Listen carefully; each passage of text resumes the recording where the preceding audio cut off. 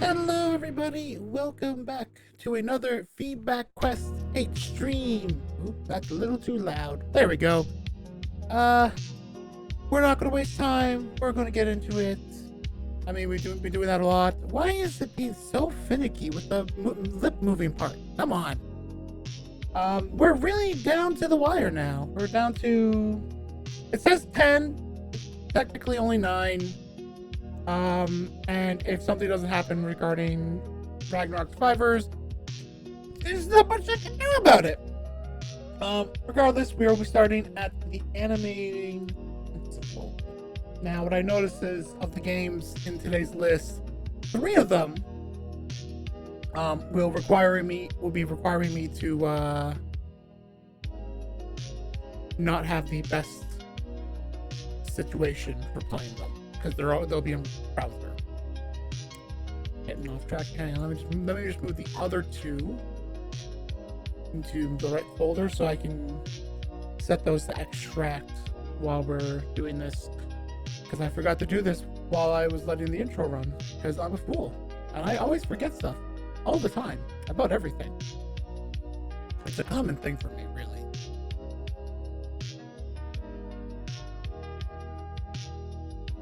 There we go. Press to start. Let's see. I handle the toggle function. It does not look. Okay, no, there is volume. It does say there's music and sound effects, but it's just really strange that it's not doing it right now. Okay. Oh, there's one. This game features dyslexic-friendly text in it. Oh, does it? Damn it. Damn it. Okay, hang on. I'll do this again.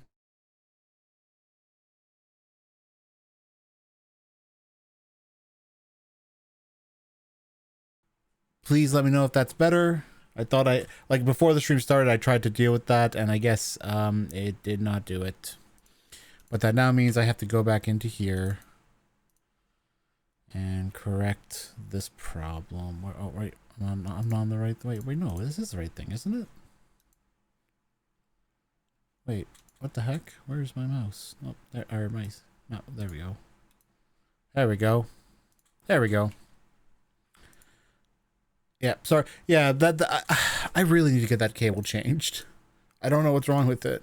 I'm pretty sure it's the cable anyway. So dyslexic friendly text. Good to know. Spanish translation work in progress will be available after the jam. Recommended gameplay experience full screen. Not a big deal. Curidia, 890 after the catastrophe. There is a heavy knock on the door, which opens to an imperious-looking clergy guard. Yes, hello, are you looking for Aldoas? No, madam, I'm afraid we're here to deliver unfortunate news. Hang on, why is that not controlling that? Oh, that's interesting. It like went straight to the game one? Okay, cool. I won't fight that. The guard cleared his throat. Madam, I have this letter explaining the news in detail if you'd like. Mother reads the letter. Her knees buckle and she sinks slowly to the floor as she reads the letter in full. He went serving a noble cause, madam. She sits quietly, crumpled in her skirts. The clergy guard look on impassively, making no move to comfort her. A child appears in the periphery. Their tiny voice sounds from the bottom of the stairs. Mummy, is that father? Mother snaps and crushes the letter in her chest. When she turns to face the child, her face is twisted, wrought with pain. Go to your room this instant. But Mummy... Now! 900 after the catastrophe. Winter birdsong. The air is cold in Caridian City. And early morning smells drift in through your window as you begin to wake. Thick tufts of firewood smoke. Roasting Canberry nuts, glazed with spices and sugar from the market. Most familiar of all, the electric scent of the ley lines, strongest in the morning as the sun began to rise. You get up slowly and begin to get dressed. You had a dream last night, but it had begun to fade in the morning light, and you could no longer recall what it was about. The sadness, however, sits stuck in your chest. As you look into the mirror, you familiarize with your reflection once again.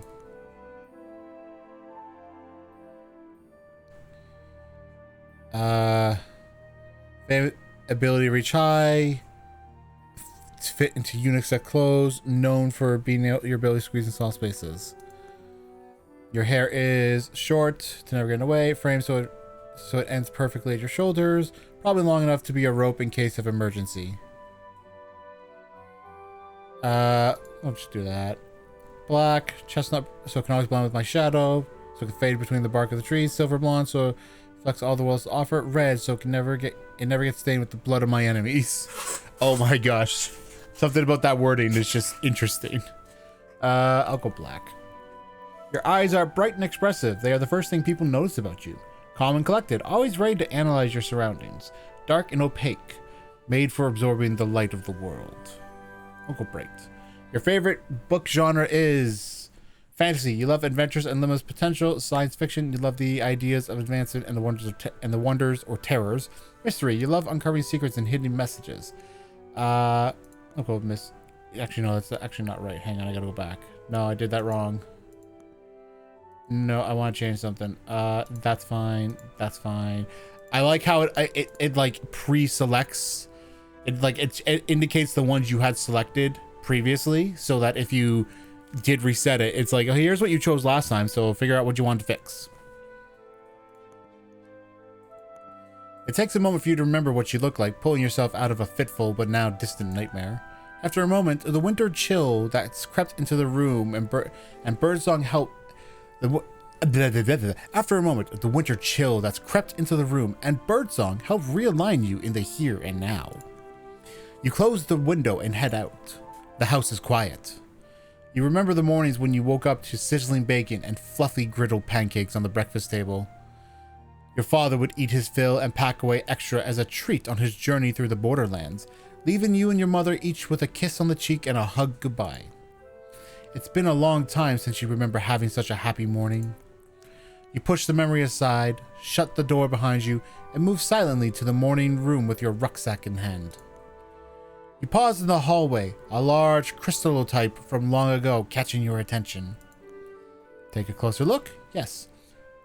A willowy woman stands next to a tall, broad man with a waxed mustache. Her face is solemn and his chin sits high with pride.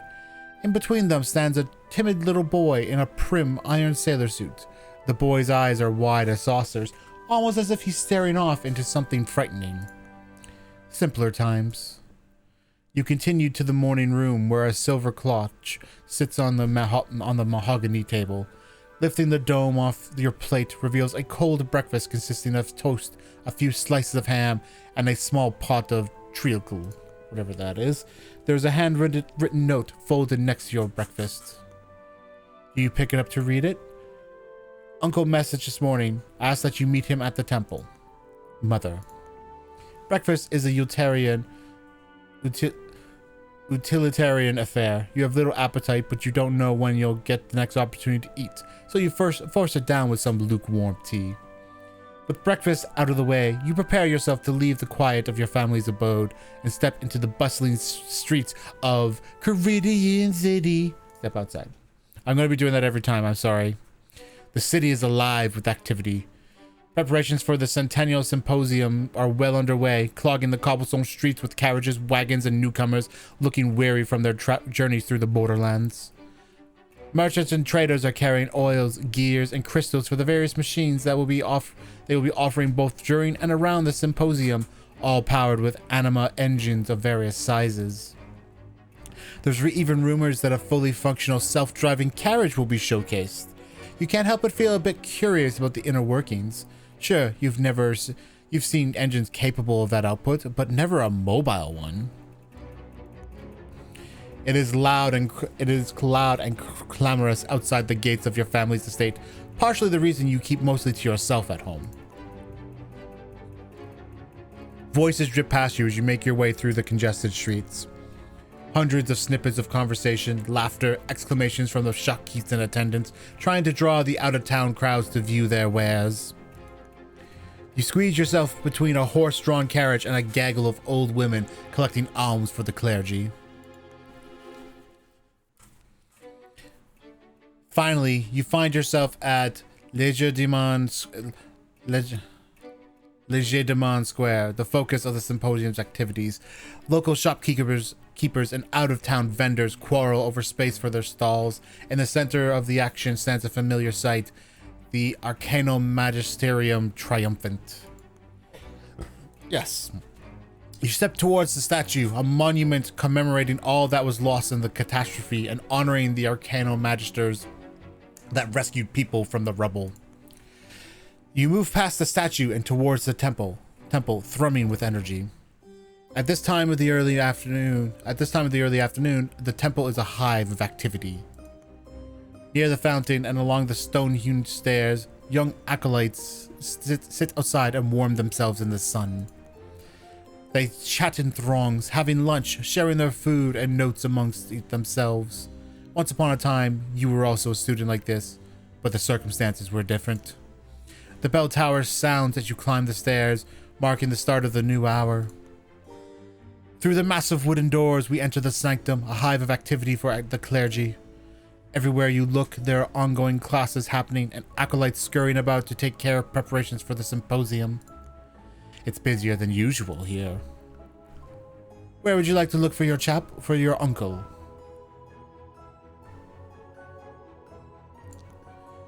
The chapel is dim and smoky with incense. At this time of day, there aren't many people gathered in the pews, only a handful of people studying in the quiet space, or folks who have come for a bit of quiet contemplation. You do not see your uncle here, but your eyes do travel to the enormous panel of stained glass. You've always loved this part of the chapel. It's busier than usual here. The window is a wonder of chromatic glass in an array of colors. It depicts an ancient arcane magister cradling a crystal in his hand. As the light passes through the window, the glass scatters spots of colored light along the large stone inscription below the window. In Old Caridian, the inscription reads, "The might of oneself turned into the will of many." It's busier than usual here.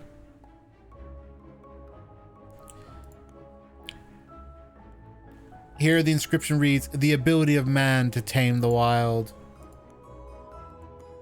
Here the inscription reads, "The curiosity of the whole made manifest." Here the inscription reads, "The collective above all." Following the scent of leather-bound tomes and candles, you find yourself at the entrance to a dome-shaped lecture hall. The walls have carved seats in them for the attendees and curve all the way around the perimeter of the room. At the center of the room, lecturing to a handful of sleepy acolytes, is your Uncle Hiram.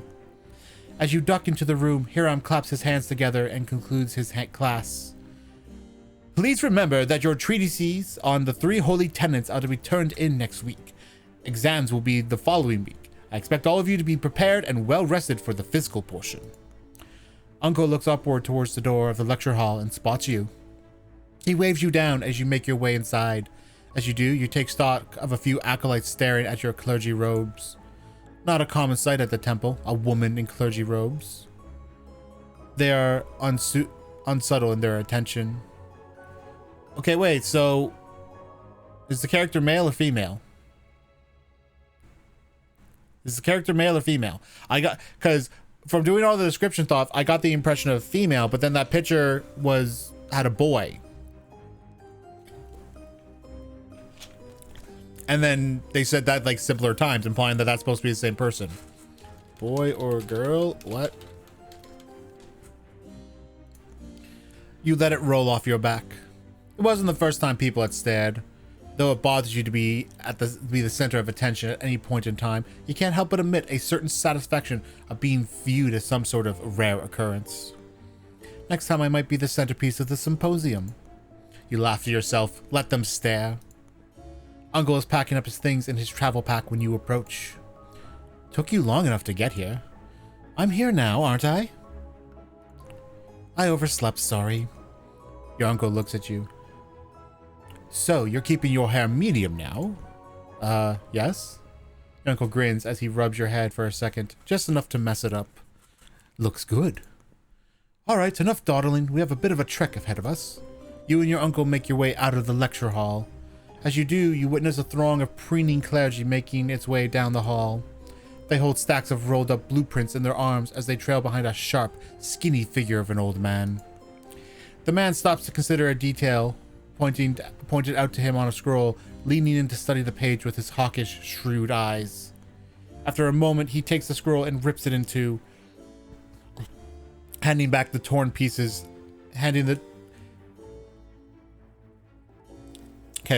After a moment, he takes the scroll and rips it in two, handing back the torn pieces back to a stunned clergyman.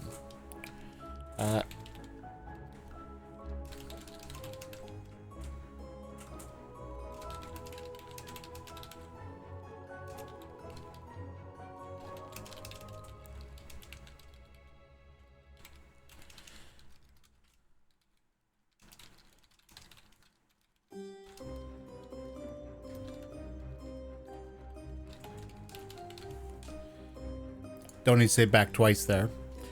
You can only hear him bark again. The clergyman collects the torn scroll in his arms, pale and nodding profusely.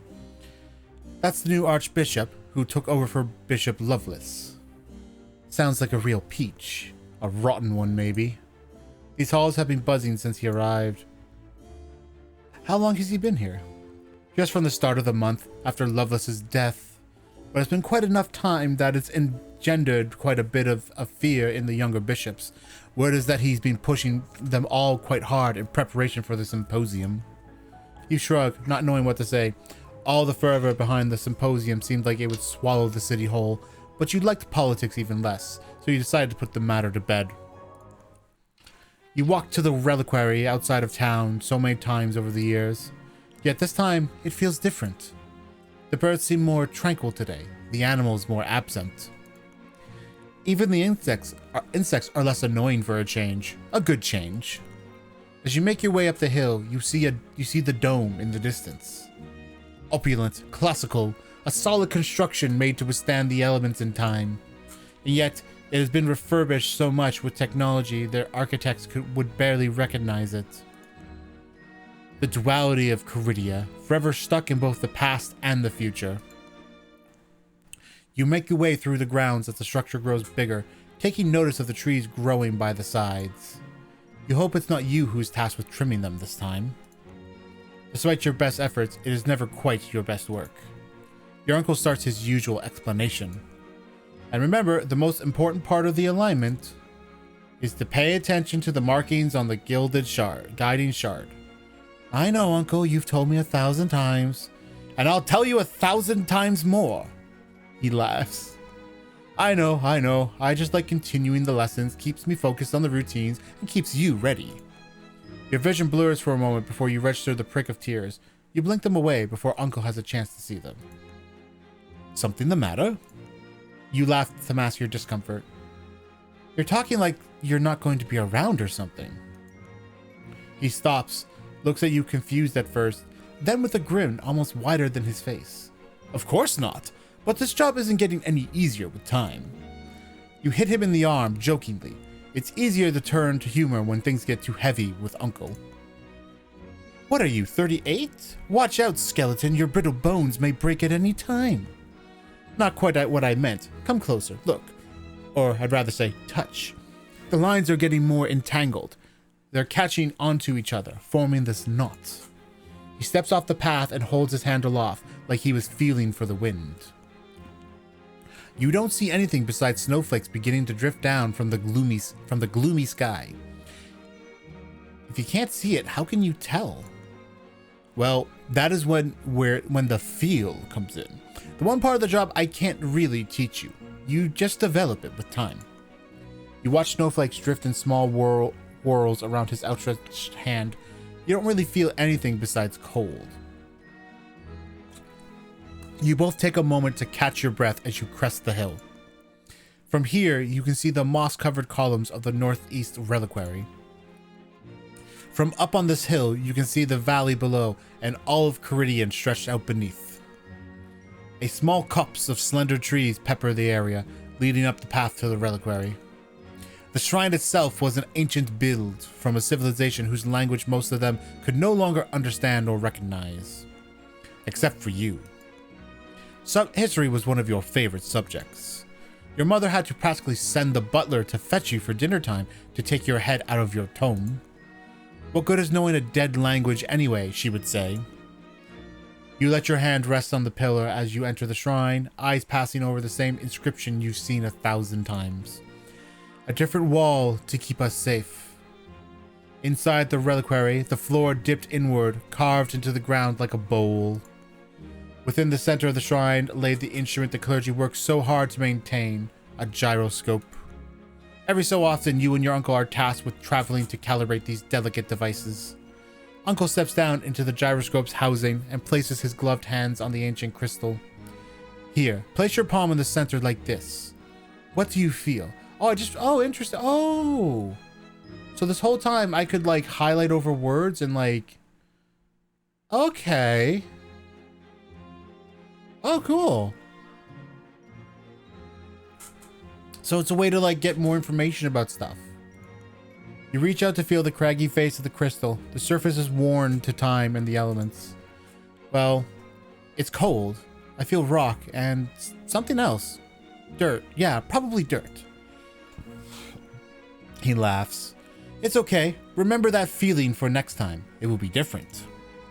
What if I never do? What if I never develop this feel for all of this? Oh, you will. Just like me, just like your father. He was a great guide. Best one I'd ever known. You cast your eyes down to the ground. I'm not like him. Your uncle looks at you and takes a moment before replying. You know, I miss him too. Sometimes I think it's the missing that makes moving on so hard. He comes closer and hugs you for so long, the calibration is completed. Then hits you in the arm. Ouch! You reply out of instinct, although it doesn't really hurt. What was that for? To keep you alert. Oh, and to see if your brittle bones could handle it. Now let's work on the upkeep of this thing before we lose our good light. You nod, pulling out your roll of tools from your rucksack. I presume you don't need help? I got this, thank you. I just need to make sure the crystals are aligned bigger than smaller.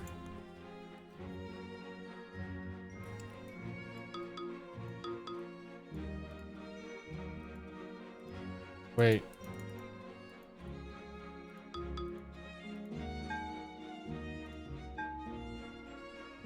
Oh, that was it. Uncle opens up his ledger and makes notes as he walks the perimeter of the gyroscope. He then pulls out a pair of calipers with a crystal attached at the center. Slowly, he tightens the calipers onto the giant stone and begins to jot down measurements. He then compares them against his last set of notes. The comparison leaves the subtle wear of concern on his face. Quite a few inches off from our last maintenance. It seems like the tremors are getting worse. What happens if this gets completely misaligned? This barrier becomes more unstable, no telling what sort of spirits could get through if this isn't aligned properly. We've never come across any in my entire time studying with you. Are they really all that dangerous? Just a sign of our good work maintaining the gate. If this became misaligned, then the people of the city would be encountering some serious wild magic. Spirits are unpredictable and wild.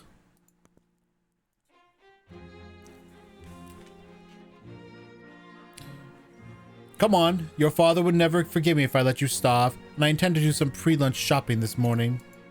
Wait. Didn't? Wait, wait.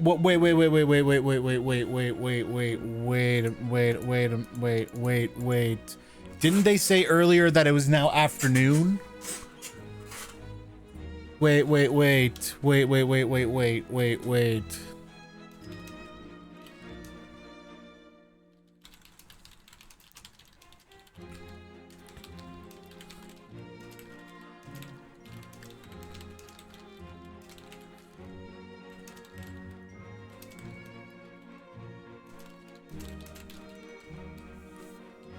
I'm gonna make a note of that. Actually, I'm gonna make two notes here. Next one's gonna be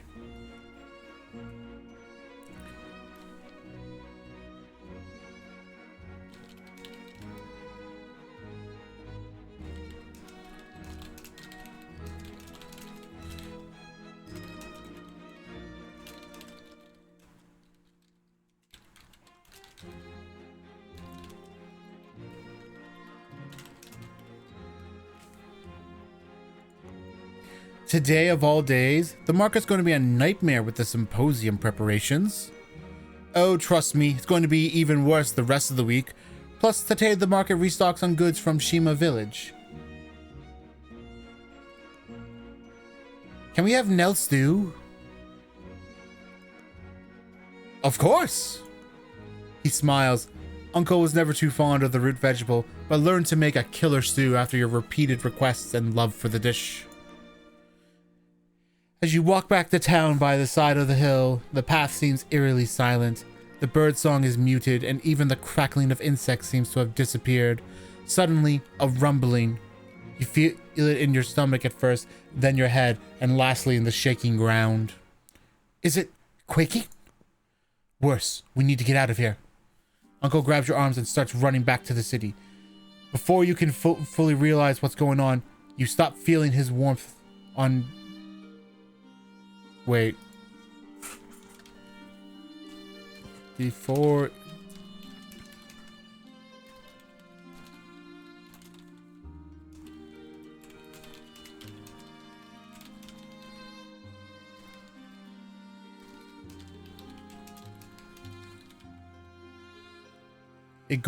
It all goes to black.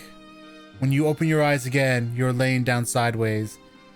The path is no longer there, buried under masses of rock and dirt that weren't there a minute ago. A crack has formed on the side of the hill and made a huge rupture. Uncle? Uncle! Where are you? Uncle! Uncle!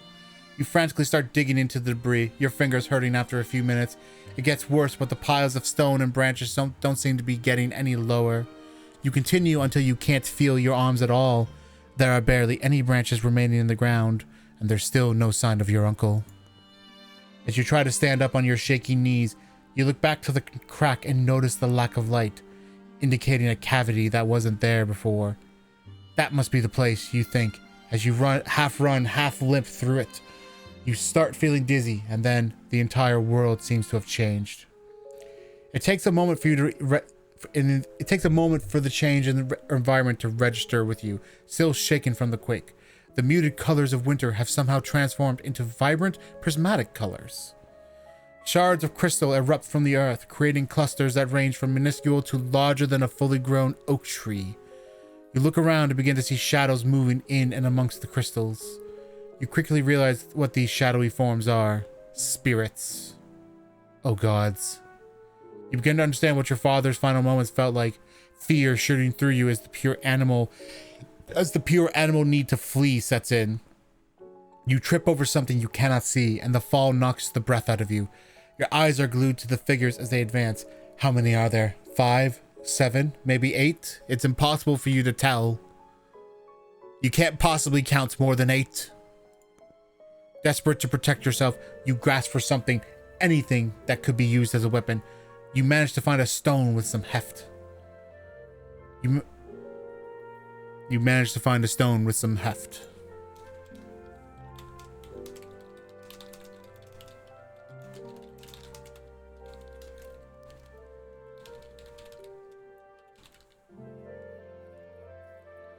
Thorstone. You were never particularly athletic, but you hurl the stone with all your strength you have at the one closest to you, now only a mere 10 paces away. Your aim is true, but the moment of triumph is quickly dispelled as the rock passes through the spirit's form and falls to the ground. Fuck. Okay. So, up to this point, everything about how this is being, like, presented has been, like, had a certain feel to it. And now when you throw in the word fuck in there, you're kind of killing that. So I'm gonna make a note. Don't have the word fuck. The presentation of this story and world felt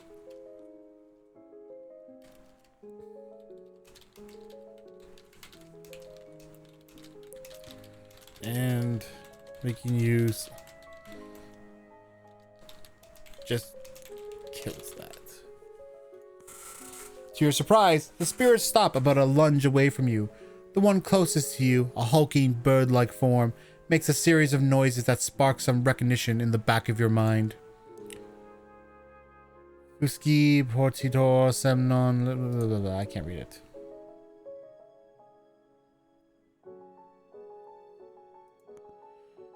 You look at it. The creature seems to wait for you to commence something. After a few seconds, the spirit makes the same noises again, though slower and more deliberate. After the third time, you slowly piece the sounds to words you had only heard in your own voice. Old Lorien.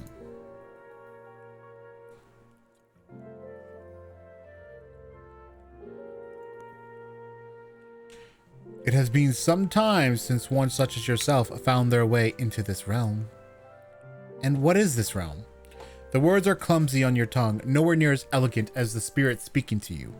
You hope the lack of nuance will not offend it. The ethereal plane. Who are you? Why haven't you killed me yet? Why would we do such a thing? That's what your kind do. You're monsters. When you come into our world, you destroy and attack clergy members just trying to do their jobs. We would prefer it if you would call us liaison. Unfortunately... Wait, so why does it go from question mark to spirit? Unfortunately, our kind does not respond well to existing on the prime material plane. Physical world where the story takes place, opposite of the spirit world you come from. It is incredibly disorienting, particularly when we first appear. While we do not seek to harm those that draw us there, sometimes in our confusion, we can hurt the living. You're not sure what to make of this. So many members of the clergy have been injured or killed while on expeditions. Your father. Yet there's a sincerity to the spirit's words you didn't expect to hear. Then where is my uncle? At this, the spirit almost seems to sag. He has already passed on. We are sorry. He wishes he could have made the Nell stew. The tears flow unbidden as you double over, bile immediately rising to your throat. Sobs rack your body as you kneel on all fours. You eventually fall limp and curl into a ball, exhaustion taking hold. When you open your eyes, the first thing you see is a mound of flowers. You sit up and stretch, your body sore all over. You have a dull but persistent headache beating in the back of your skull. The pile is made up of various wildflowers, bunches of white yarrow mixed with lilies and purple morning glories. There are some flowers here that you've never seen before, even in the books. You bury your nose in them and inhale deeply. After a moment, you notice the spirit standing behind them. Did you do this? Yes, we wanted to apologize. This might be quite an overwhelming experience for you. They weren't wrong about that. How long was I asleep? Quite some time, though the sun has not yet set in our world. You needed the rest. You needed to rest. I suppose so. How did you know that my uncle was going to make me Nell stew? He is a part of us now. What do you mean? When the living pass on, they leave your world and join us in this one. While you see many of us here, we are all one. We share the memories of our former lives going back millennia. All of us at one time were people living in your world on the prime material plane. While we lose our forms, we retain our memories. At least until recently. How can that be? We understand that this is a lot to take in. It might be easier to show you. Liaison reaches out and gestures at a glowing crystal near the two of you, humming at a frequency you suddenly perceive. You move closer, extending your hand out with theirs to make contact with the crystal. As soon as your hand touches the crystal's exterior, your vision goes black. A series of images flash in your head. Some you recognize and some you don't. A younger version of your uncle, beaming down at a baby in his arms. You and him reading together one of your earliest happy memories. Flashes of all the fantasy books he would read to you. You loved discovering new worlds with your uncle. You acquired the taste from him. Him learning about your father, remaining uncomposed until he could be alone before fully feeling the grief and agony of the loss. The flashes of images speed up, but become dominated by visions of you. Your uncle drilling you for an upcoming exam, accompanying you on your first journey into the borderlands, gifting you your calipers, the ones you still use today. Your vision returns and you come back to yourself, standing alongside Liaison with your hand on the crystal. I'm sorry. I had no idea what you were. He loves you so much. Okay, wait. So, if the spirit wishes to be called Liaison, why label it as spirit? I love him too. I already miss him, and I always will, but I'm glad he's not alone. Would it be alright if we showed you something else? Something that we have been dealing with for some time? You nod your agreement. Once again, the crystal hums, and you place your hand upon it. Your vision goes black.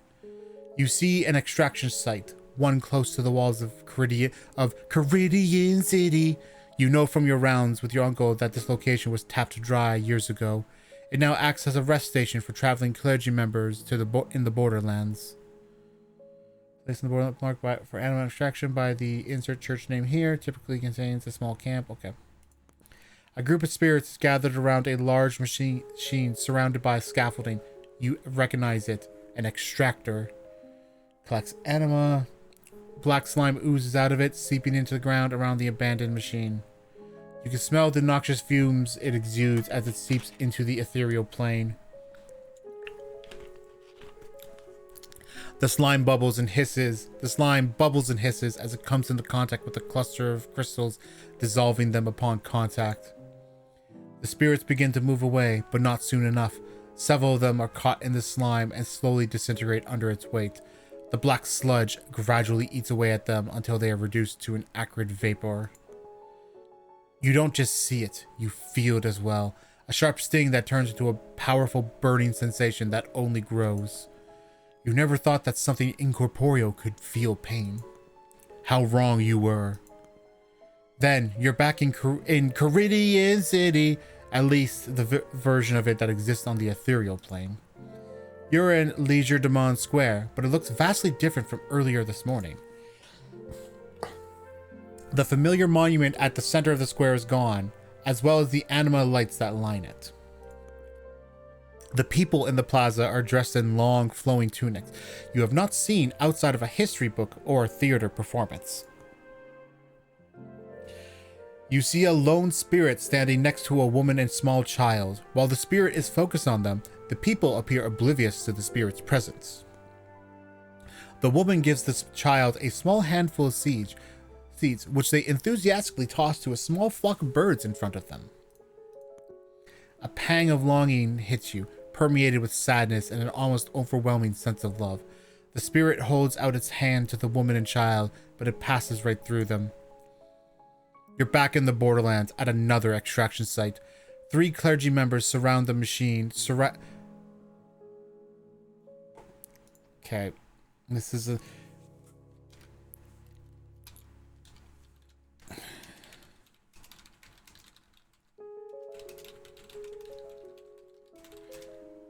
small group of curious spirits.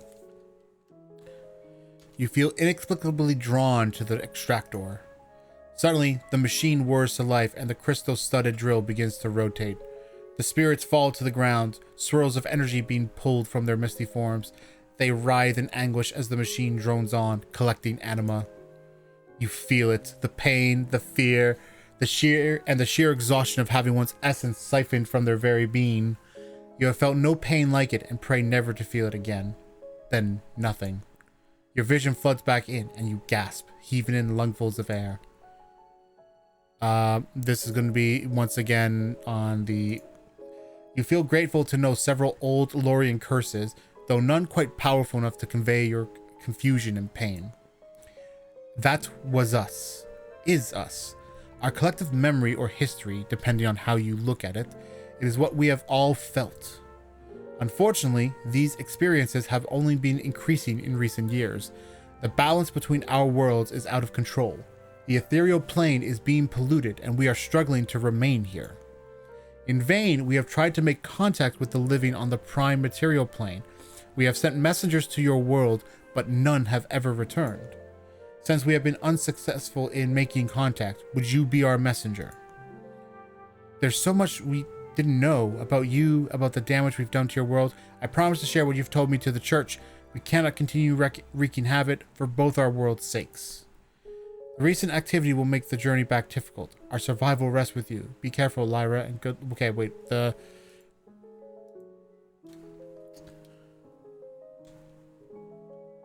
Let's see. Label missing on what I believe is the last dialogue between the player character and liaison. Starts with the recent activity will make the journey back difficult. You pluck one of the feathers the spirits gave you, a purple morning glory, and place it on your lapel. You make your way back to the cavity you came through, crawling through the disturbed earth back to your world. Once again, you feel your consciousness drift. The first thing you notice as you reappear back on the road is that feeling of unease in your belly. Then the screams. You hear the roar of masses moving and people running. As you approach the city, the mumblings become more recognizable and turn into words and sentences. Take cover! Run! The spirits are attacking! The spirits? They should not be in this realm. But then again, you should not have been in theirs. It's lore all over again. Get out, fast! You try to make your way against the human current. It takes you longer and quite a bit of effort, but you are finally back into the main streets. A faint glow in the air where the ley lines should pass through. This should not be visible. Neither should the spirits who roam agitated in the middle of the uproar. One of them crashes straight into the wall of a building, causing it to shake. You try to think if they always had a physical form, but are quickly distracted by more yelling. Someone grabs your arm and tries to drag you away from the street, but you quickly snap back your hand, tearing a bit of your sleeve and freeing yourself.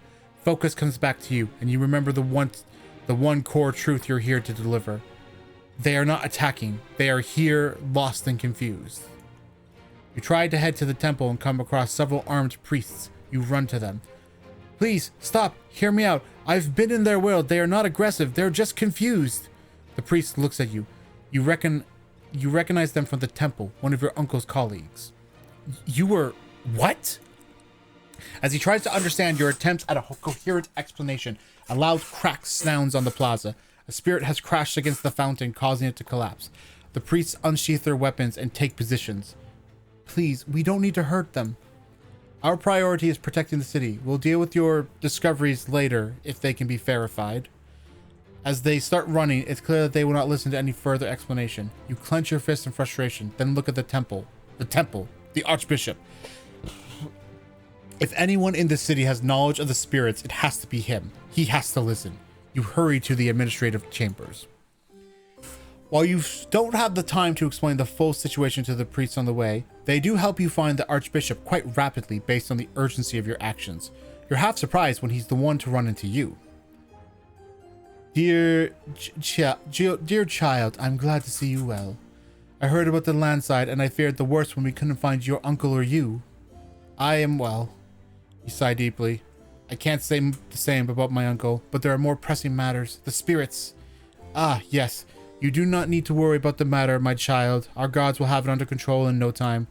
That's precisely the issue. The spirits are sentient. They do mean no harm. Okay. They do mean no harm. That's an awkward sentence. It should be, they mean no harm. The archbishop thinks for a second. You may have a point. There is some reason in the scriptures to believe they do hold sentience. However, I don't see the evidence for them not being aggressive. As you can say, they are certainly dangerous, a threat to the Caridian and the Symposium at large. The last sentence stuns you for a second. The Symposium? Surely we can't be thinking of that under these circumstances. But we must. Its success is the key to Caridia's future. The showcase of its progress, the door to commerce, and the potential of it becoming the technomatic and commercial hub for the next century. Which is precisely why it must happen. The spirits must be subjugated. There is another way. The crystals. If we can make them resonate in tune with the lines, they will be calmed. The Archbishop looks at you intrigued. He ponders for a second and then gestures at you to follow him. Walk with me. We will try out the hit. That's a typo. We will try out his hypothesis of yours. Typo. You can explain to me how you came across this theory on our way. You make your way to the main crystal of the temple. The attunement takes a couple of minutes in which you carefully retell your discoveries and the events that happened on this. I think that should be in the spirit world. The events that happened on the spirit world should be in.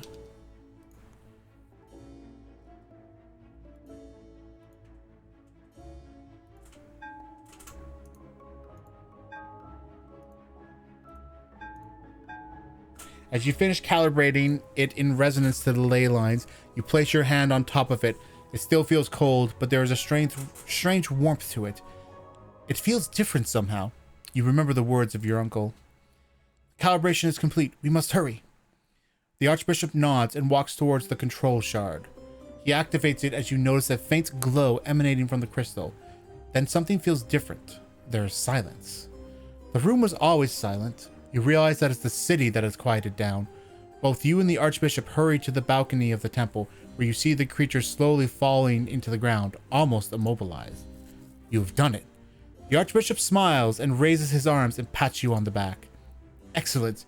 You have been of great help, child. You smile. There really was a more peaceful solution after all. But the uncomfortable feeling hasn't stopped. How are we going to send them back? Don't fret about that, my child. They will be treated humanely in our care and sent back as soon as the symposium concludes. But in the meantime, the Archbishop grabs you by the shoulders firmly. Rejoice! We have achieved what even the sages of the past couldn't. We have at last surpassed the lore. You must listen. The energy we're extracting, it's affecting the spirit world and making the lines worse. We are aware of these complications, yes, but are supervising the situation very closely. We'll be taking only the bare essentials for the time being. Can't it just stop? Just cancel the symposium altogether? Remember your vow, child. Your loyalty should be not only to the church, but for the people of Caridia at large. The symposium will ensure the prosperity of our nation, the food in our plates, and the firewood in our hearths. This must happen for the greater good. You take another look to the plaza, to the fallen walls and structures, and the creatures now being tied and prepared for transport. Can you at least promise they'll be kept safe? They will be kept safe. We do not gather joy nor profit from their sorrow. You take another step forward. You're not exactly sure why, but something still feels off. Before you can say anything else, the bishop takes word once again. But enough for now. You have done well, and for both your and your family's efforts, I humbly thank you. These discoveries could propel our research and knowledge by decades, save many lives. We must keep the greater picture in mind. Something about that sentence does feel a little off to me, and I don't know why. Both for your and your family's efforts. Okay, so here's what I'm going to do. You have done well, and for both your and your family's efforts,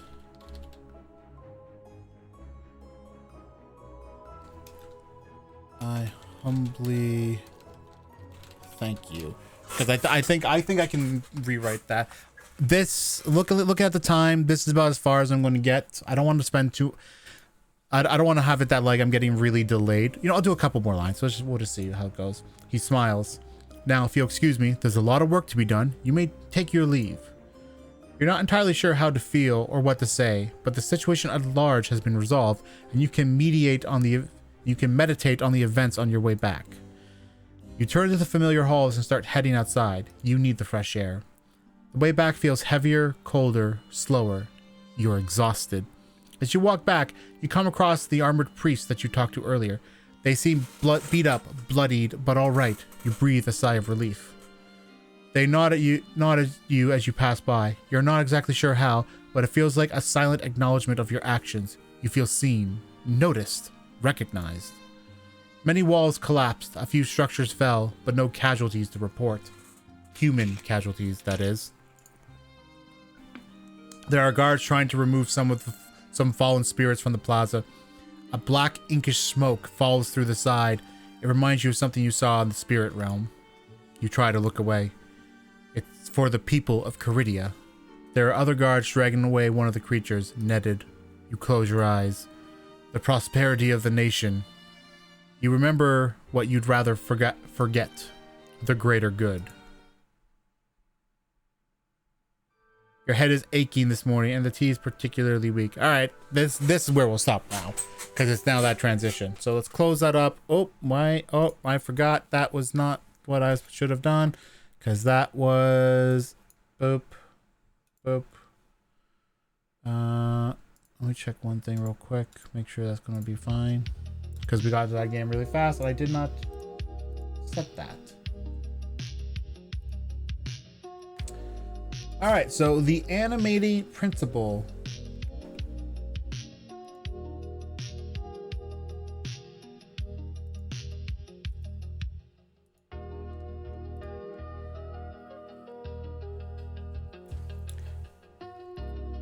So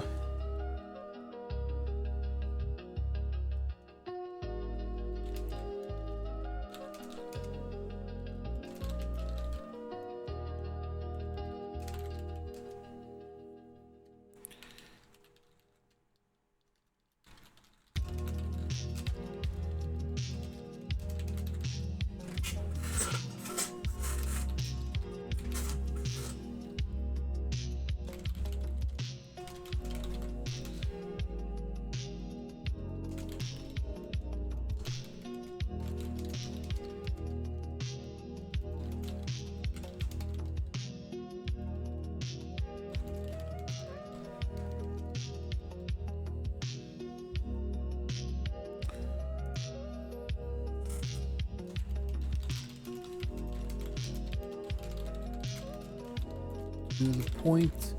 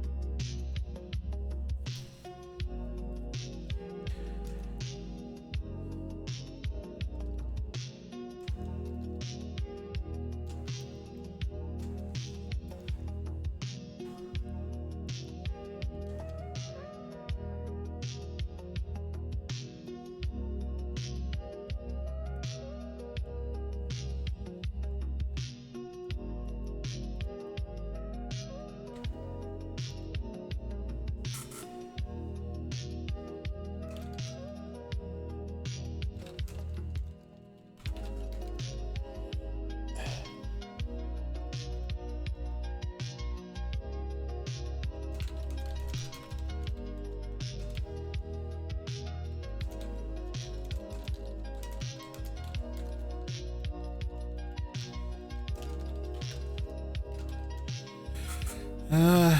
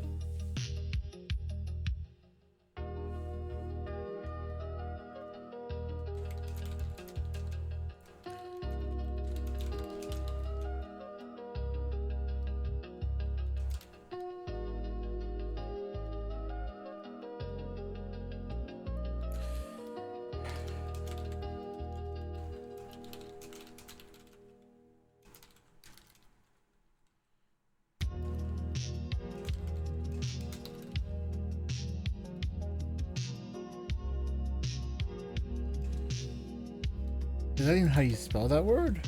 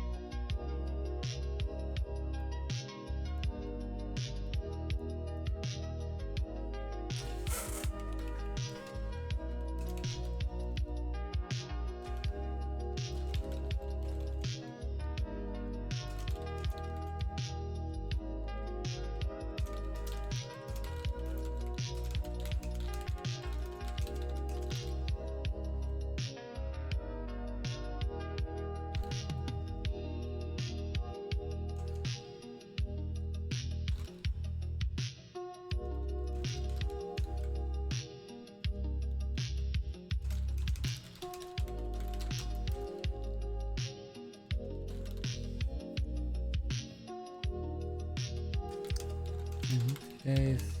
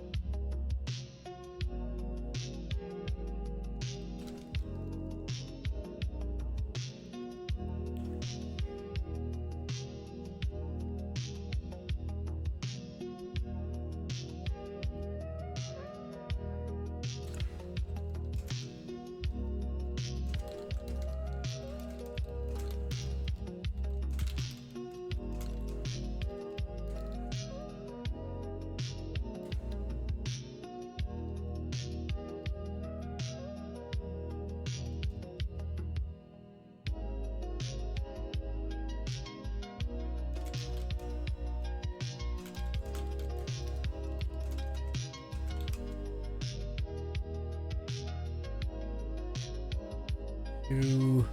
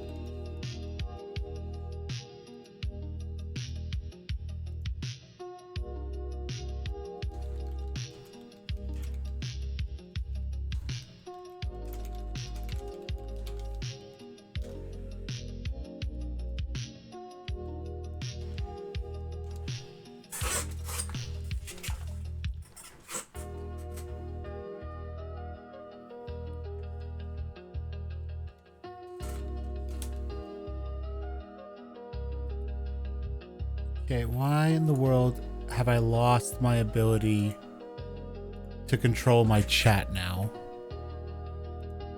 Why can I not? What the frig is...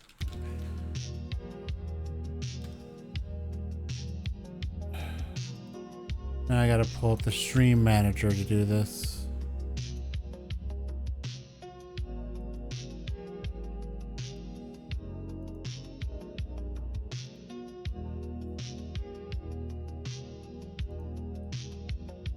And of course, even here, it's not really letting me do it. What the fuck?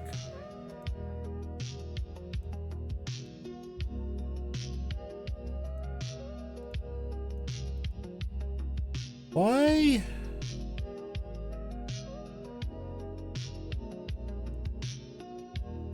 What the frig?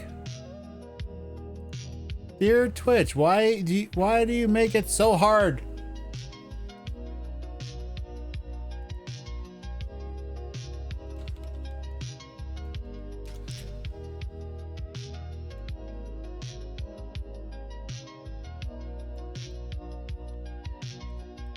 No matter how I view it, it's making it difficult for me to like properly delete this.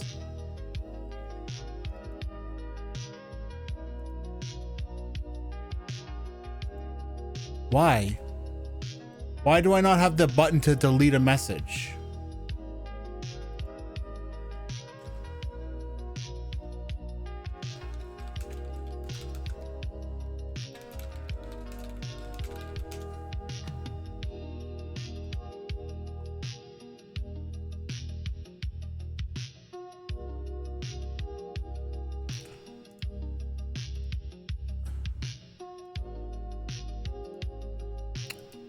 That's weird. Apparently it turned off my mod icon. Okay, I got that fixed.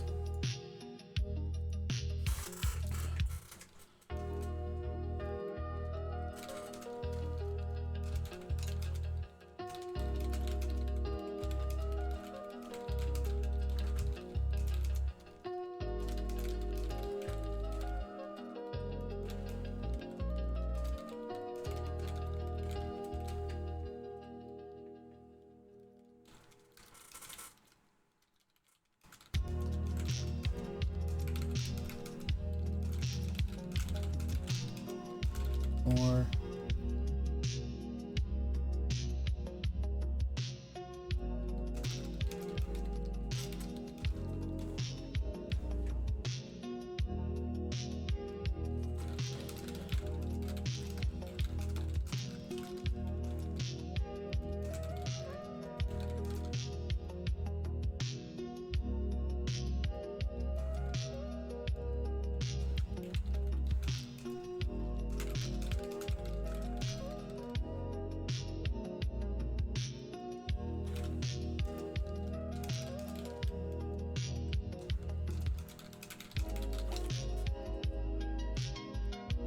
okay, there we go. Another game. Like the art.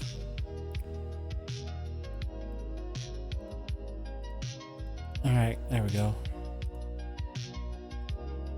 Next game, Beyond the Threshold, which I downloaded, but apparently is also on Steam.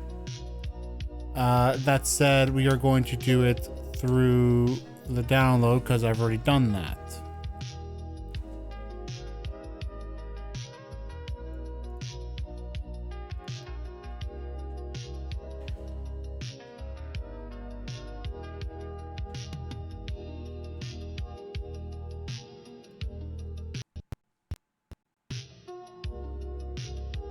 Okay, I just want to say something real quick. I know it's not what it is, but something about this guy just makes me keep thinking of Rodimus Prime. And part of it is the colors. The red, orange, and yellow is like the exact same color scheme that Rodimus Prime has. Yeah, I just want to say that. Why would these be here under game? What? Wait. But why? What?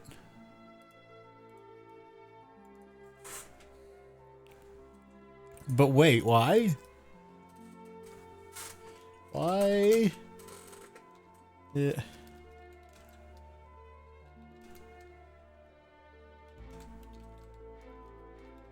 Or quit to menu and quit to desktop under the game tab of settings. I'll leave the audio. We'll leave the animations. All right, we'll leave it at that. Let's do a tutorial.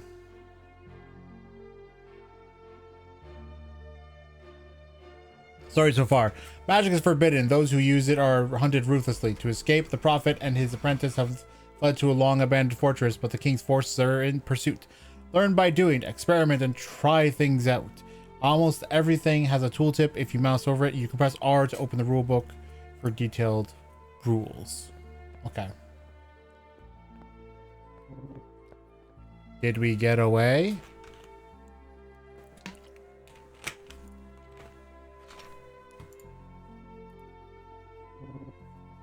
I doubt the king's lackeys will give up the chase so easily.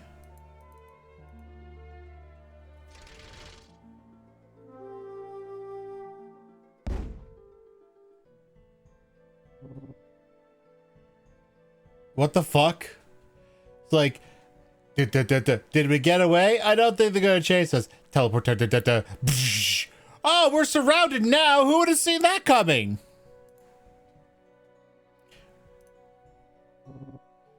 I still have one last trick up my sleeve. Left click to cast a spell.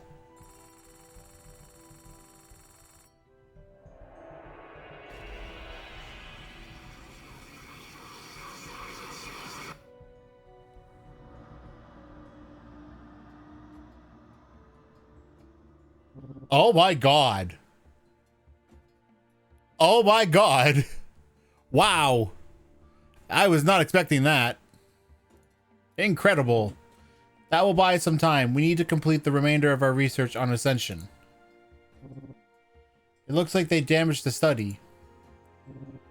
True, we must repair it first. We will need to harvest some mana from the northwest, from the shrine in the northwest first.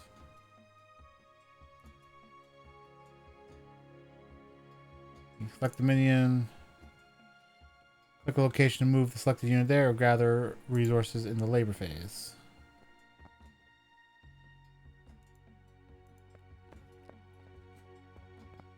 And phase.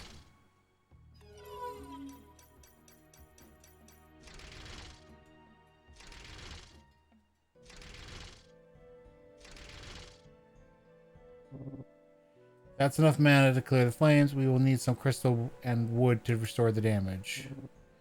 There's a crystal mine to the southwest and a grove where we can cut some wood in the southeast. We don't need much of either. It would be most efficient to split up. Looks like it might rain today.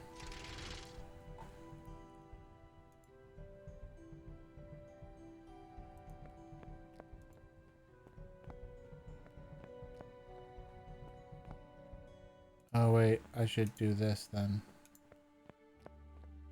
This project has 2 stages. You must pay for all of them to complete it. The cost of each stage is listed at the top of the product. You can only advance the project of once. Okay. Weather events modify resource harvesting. You know which weather events will occur this term, but not where they will happen.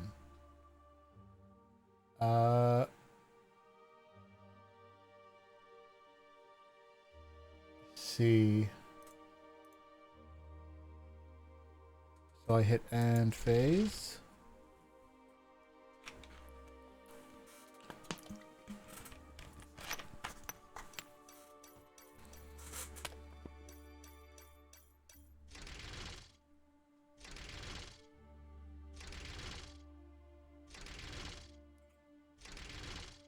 What was going on with that cloud? I was like, dude, and then anyway, I can do this now.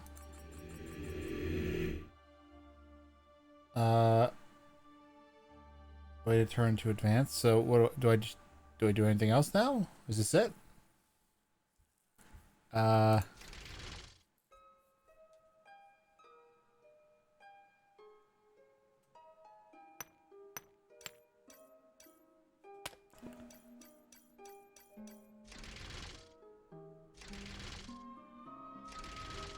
Yeah, see, they drift, and then they suddenly go back.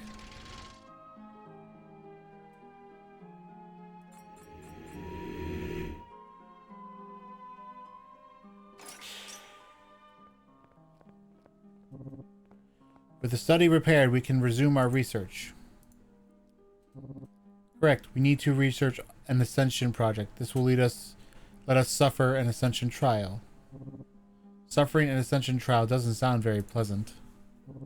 True, but nothing worth having ever comes with a little pain. Ascension projects have powerful benefits, and once we overcome the ascension trial, I will become stronger than ever. I am already close to ascension, so completing 2 ascension trials will be enough. Then I will teach the king and his fools a lesson they won't soon forget. You think we have seen the end of the king's forces? No, they will be coming soon. The longer we take, the more danger we are in. We should start our research and the study immediately. How do I do that?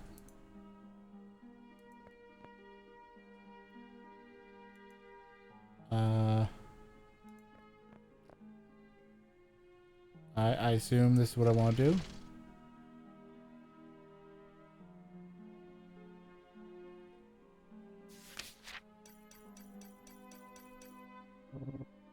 What should we do with all of this research? We must prepare at least 2 ascension trial projects, but we should not neglect spells and other projects. There are perils gathering. I can sense them. We will need every advantage. One more thing. While studying, I found a hidden cache of resources. It should help us get started.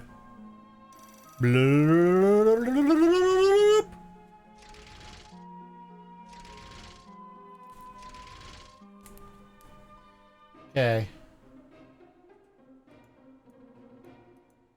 Okay. Peril revealed. Each player loses 8, whatever this is. Perils are drawn at the start of turn and activate at the end turn unless you eliminate them first. Okay. Spend 4 brain to draw a card.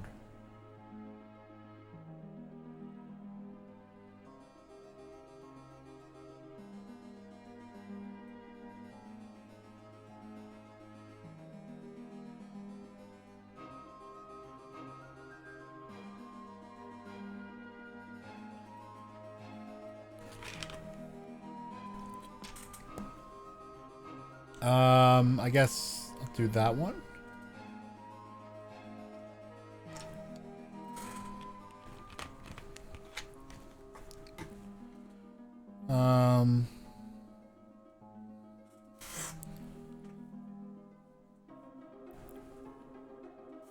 I don't want to draw more. I just want to... Perils activate at the end of your turn. Unless you eliminate it first, you can left click a hazard to pay its elimination cost. Can I not just do this instead? And now I have this guy. I have a worshipper. I will send him to get mana. How about that? What are you going to do now, bish?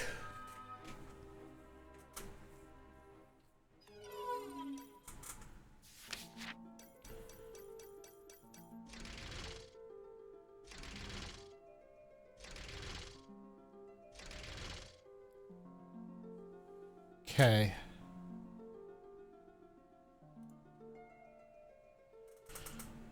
Randomize each player's stuff. Each player will have the same total number after randomization. Okay.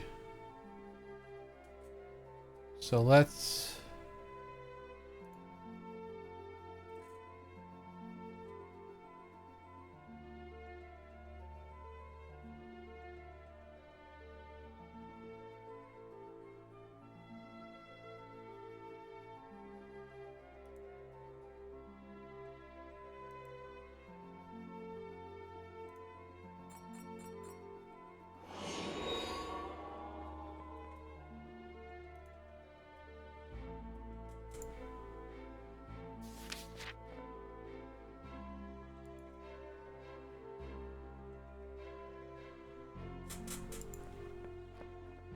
Use the minion's ability by moving it to the ability zone.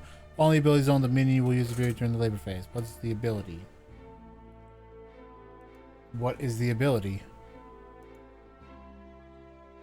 What is the ability? Oh wait, no, I'm on the right one. Refresh the duration of a worshipper or fanatic. What I gotta pay to get rid of you? I guess I paid it already. Okay.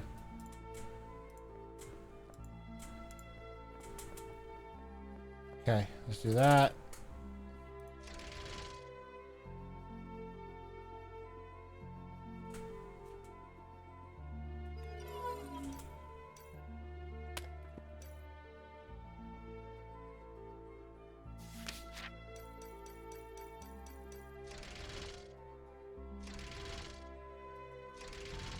God, and then oh, it goes that way again, and it's gone.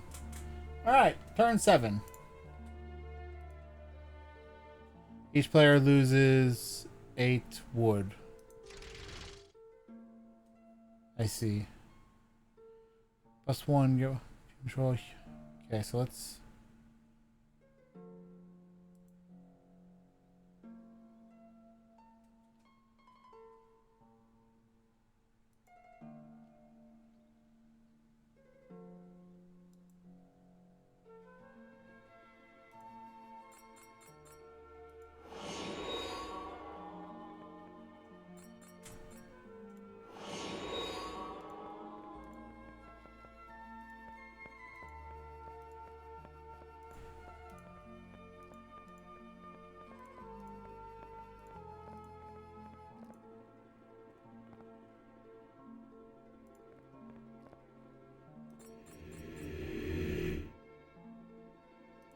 You have to. Okay.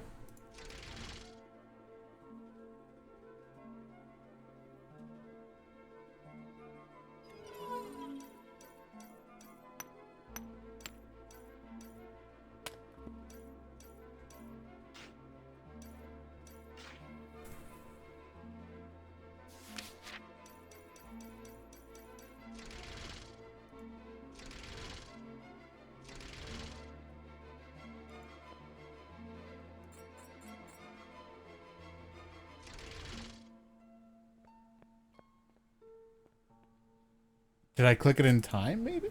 Interesting. Forgotten curse. Summon between 2 and 5 worshippers. Repeatable. Minions gain a +1 bonus to gathering blow. If you control a higher beam, minions have a +2 bonus instead.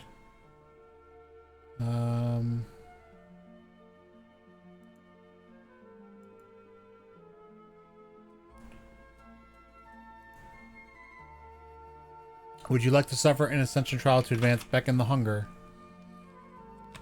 The trial will be drawn at random from these options. All mages are stunned. Perils cost 3 additional things to eliminate. Players cannot advance projects or spell casts or cast spells. Okay. Ascension trials are deadly persistent hazards. They remain in play indefinitely until you pay their cost, but you can't eliminate them on the same turn they are revealed. So I can't get rid of that yet. But I can get rid of you. Each turn, sacrifice your weakest minion, Devourer of Souls gains +1 bonus.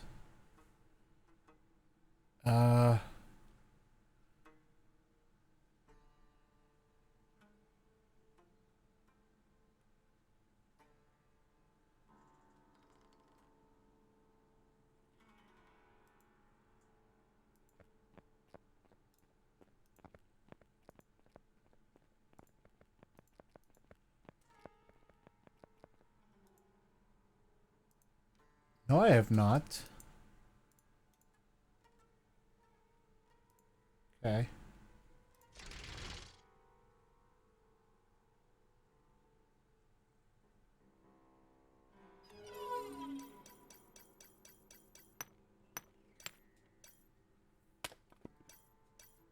Okay.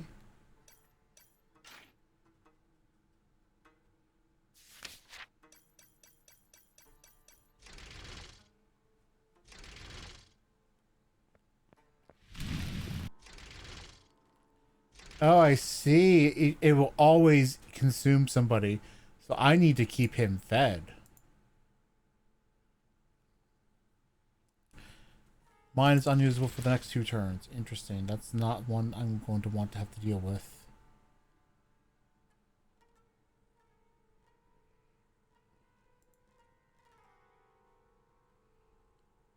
I'll just grab them both at this point.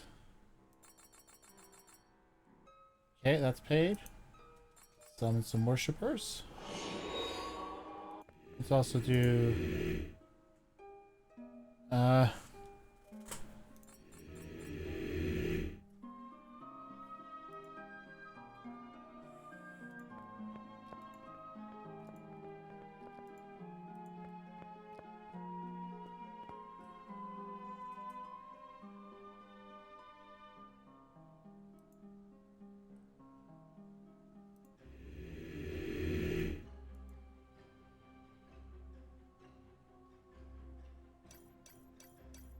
Oh, no. Oh. Wait. What do you mean? I didn't realize my turn was done. Wait. Okay. Pay. Oh, I get to choose what I pay. I have to pay 4 of those no matter what, and then 3 of everything else. So I can just do that and get be done with it. Alright,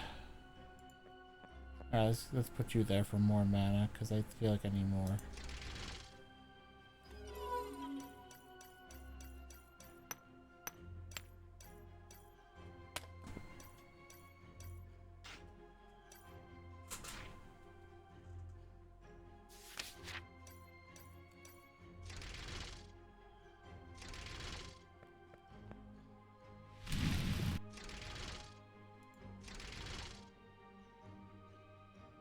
I lost a bunch of minions there. What the fuck? Oh no, because they do eventually go away, right? All locations are unusable next turn. Oh, interesting. Okay. But,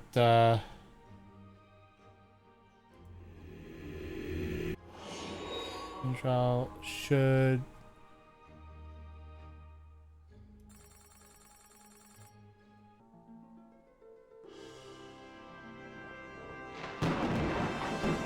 Have I done it?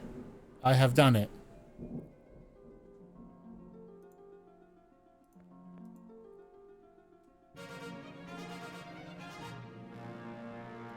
I did it. I completed the tutorial. I don't feel like I have a good grasp of what the heck I'm doing.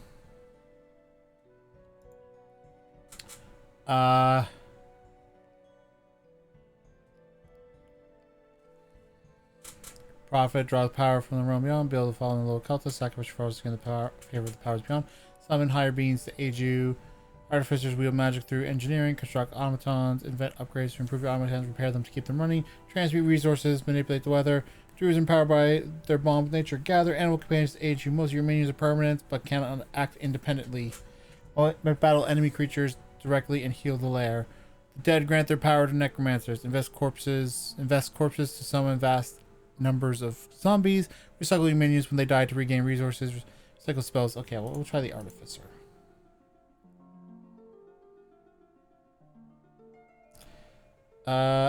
Yeah, sure. Whatever. Complete 4 ascension trials. Are the masters of machinery. Try to upgrade your automatons and keep them working through repairs. Blah, blah, blah, blah, blah, blah. Okay.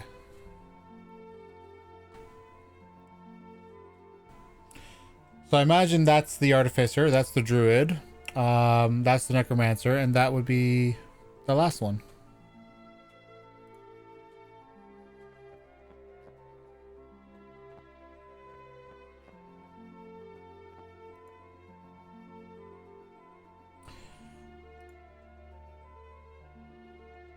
There.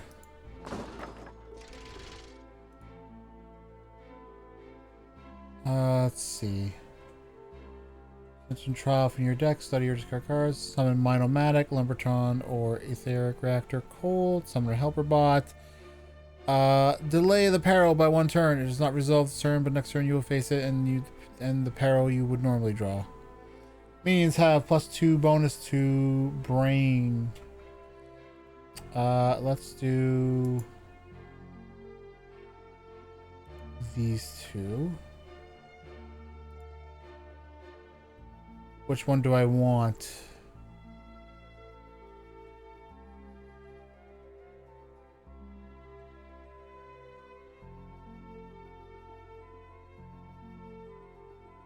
Minomatic, sure. And we'll get a helper bot too. Okay, so what was it that he was best for? Well, I know that you're going here no matter what. And I'm going to send you there. I'm going to send you there.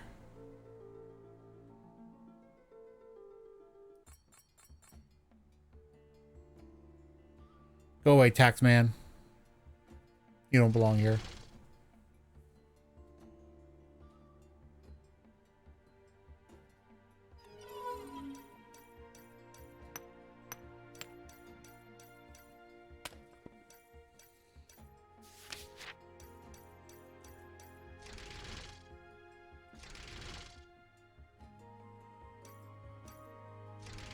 Oh, and he got me extra brain? Ah, cool. So he doesn't need to be in there to get me extra brain. Lightning strike. The shrine, mine, graveyard, or graveyard is grove or graveyard struck by a lightning chosen randomly. The location and minions inside are stunned for 1 turn. Oh, that heal. Each player gains 5 brain each turn. Draw a complication. Oh, that doesn't seem fun. Okay. I'm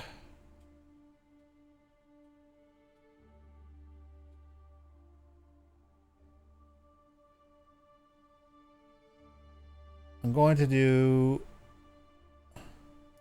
this again.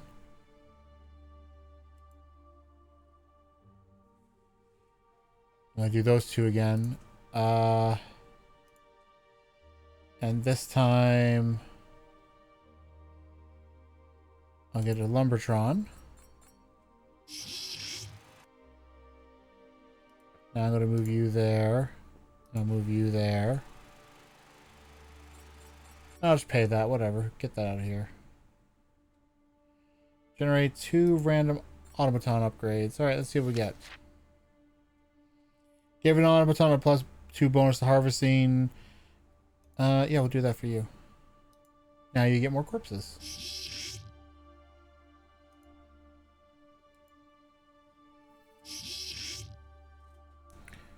And end that phase.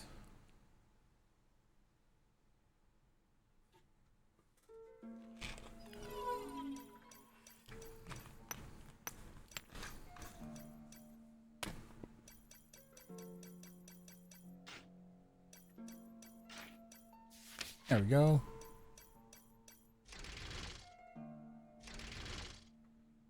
Do it. You do it. And then Vulu. And a new peril comes now. The lair takes 2 damage. Okay, so I noticed the lair is repairing every day. The weather will include a clear day. Okay, cool. That's fine. Let's see then. I want to get an ascension. Oh, this minis.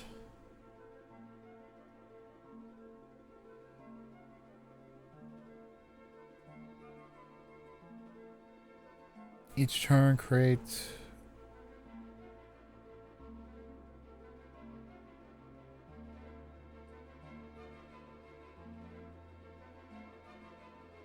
It takes a lot to get that out, but I need to.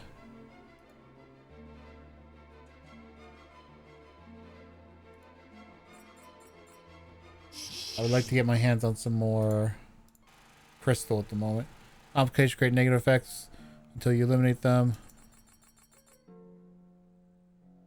Go away, you. Based on the stuff I have. Yeah, we'll do that. Hangar assembly. Summon an airship. Too expensive. What were these again? Oh, we'll just get rid of them. We're good.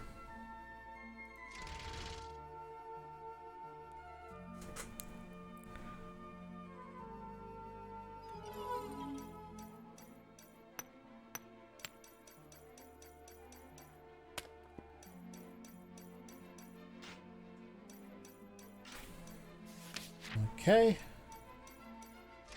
Now when he gets his thing, that'll be 10.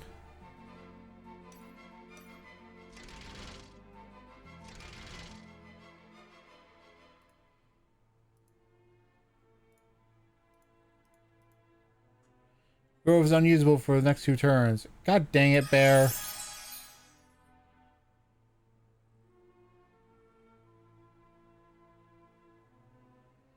Each player draws a trade deal. If you don't use the deal by the end of the turn, it is discarded. What does an auto turret do? Jeez. I kind of want to get this one this time, though.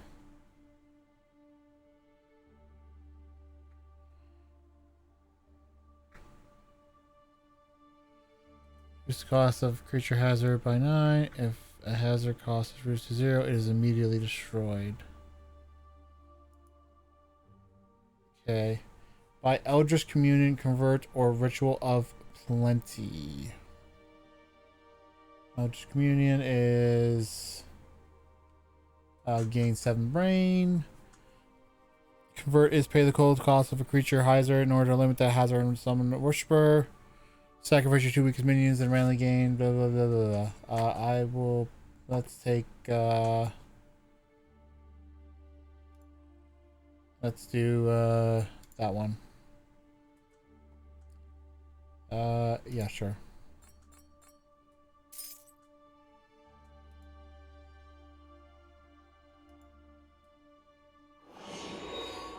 Bye, Bear. Now I get a random worshiper. Who I will now take. I will now take. I will now click. There we go.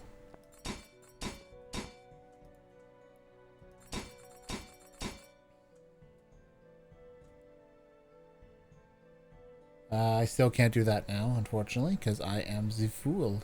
But it is okay. We move on. Oh, really? Man, the game's really been screwing me on that stuff.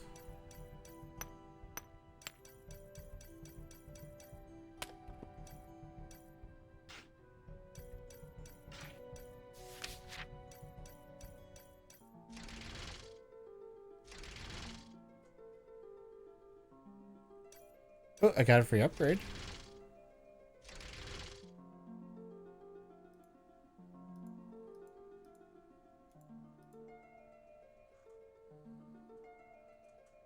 Forgotten Curse, okay.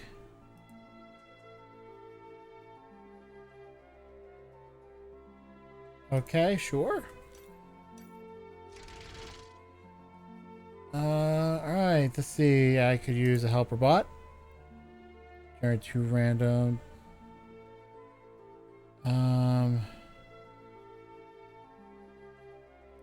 Suppose I'll take that.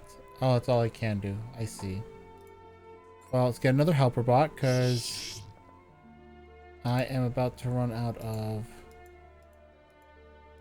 corpses. Why is it not like letting me click on these guys now? Okay, so let's summon an airship. Next, how about we do this for that guy? We'll do that, and you know what?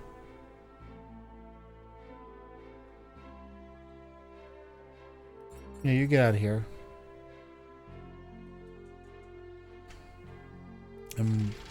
Let's see what happens next.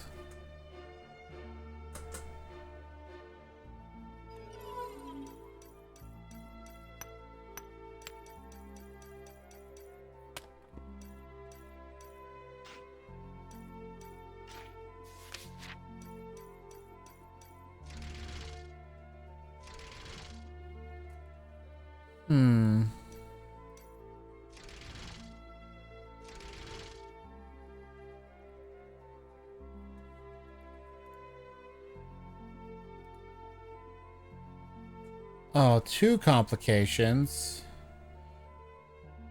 Whenever minion harvest from graveyard, the layer takes 1 damage. Oh, interesting. Summon an android. Let's do that. And then how about a... create a project that grants a bonus? I only have an... Wait, no, that's... Wait, no, but it's... Wait, no, but... Wait. Okay, whatever. Target automaton with 1 action gains bonus action equal to its remaining duration. When the minion ages, it dies.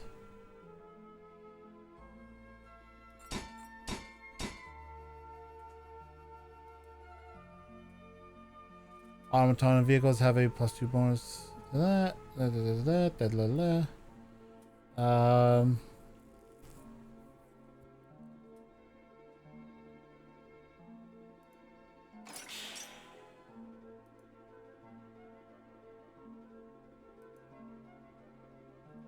Stun 1 random non-automaton minion.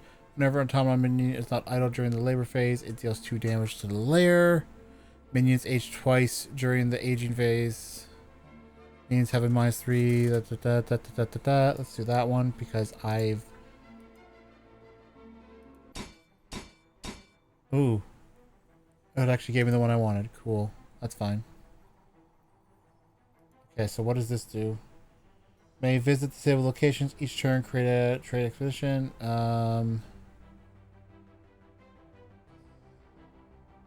Great. Or upgrade a bombing run.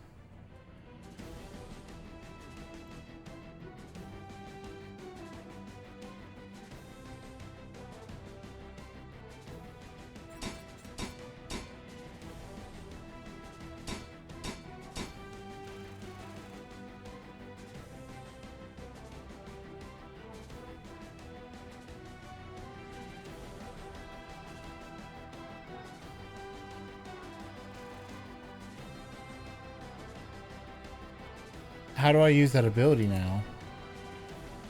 Remember to eat tuba. Also remember not to eat too much tuna, too much mercurium. Hello, Tito. I see you are back. Today's a very tiny day, a very, very tired day for me, apparently. How can I kill it? Okay, I guess we'll just do this. Oh wait, I should move this guy.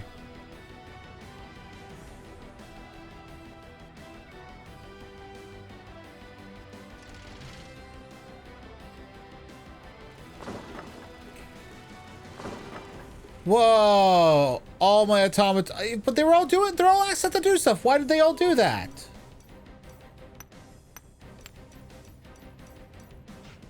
Oh, it's not idle. Oh, I misread that. Oh, shit. Oh, crap. Oh, crap. I misread that. Okay, my comrade, for me, also, so I go on a lurk. Because I also fuck Tio my knee.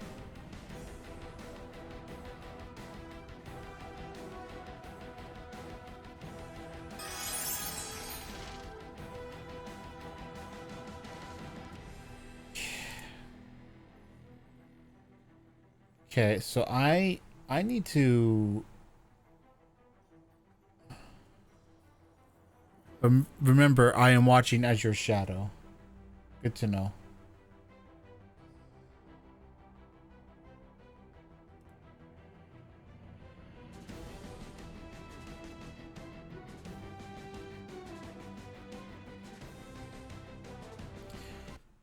Where's...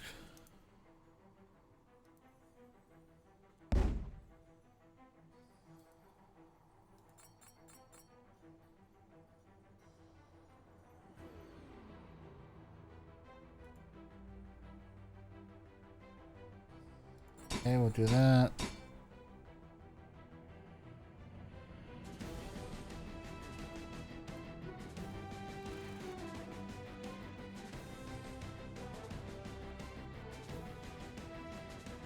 Yes, I do, because otherwise they'll attack my stuff and it'll be bad for me.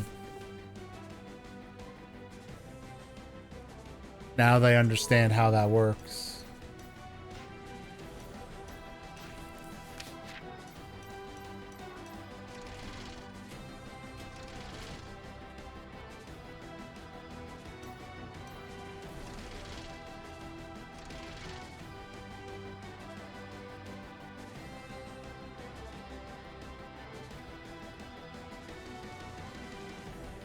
Wow, a thief.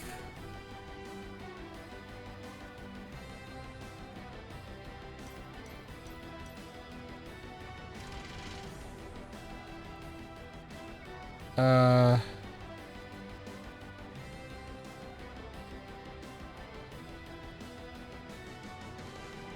Oh, I did not mean to do that. Okay, whatever. Go there.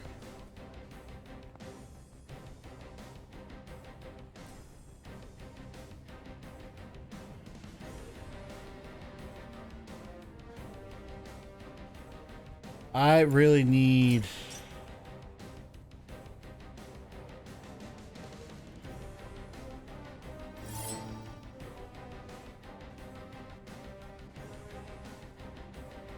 Can I get rid of that? No, I still cannot get rid of that. Okay, well...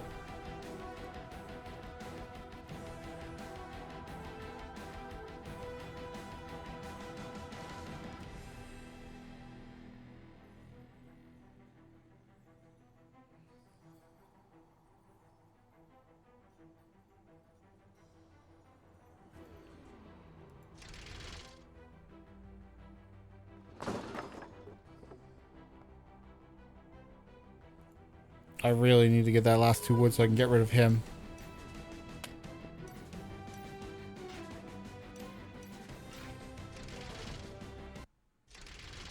Alright, I'm gonna move... Oh no, he's dead anyway. He's gone. Dang it. I should have just moved him over there initially. You've been delayed, you sucker.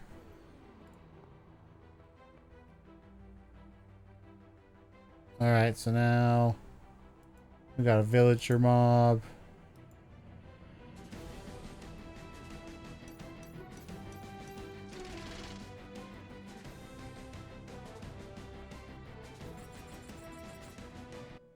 Get rid of that, please.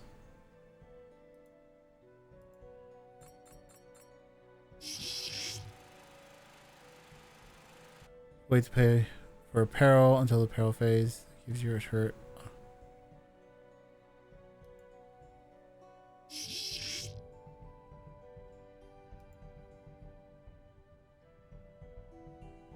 No, click on that one, please. Thank you.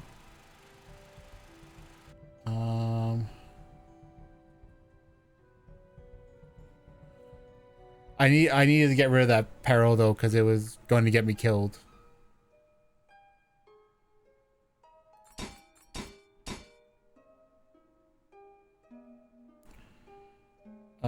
Give a...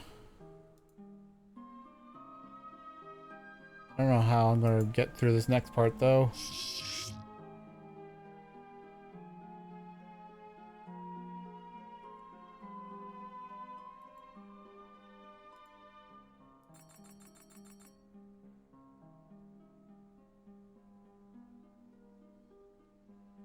This a-hole is gonna take a bunch of my stuff now. Actually, okay, no, I can put these now back up, at least.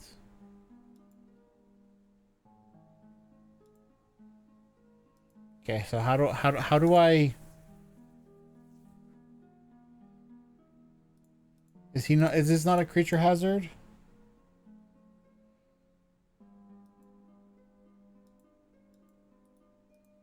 How does this work?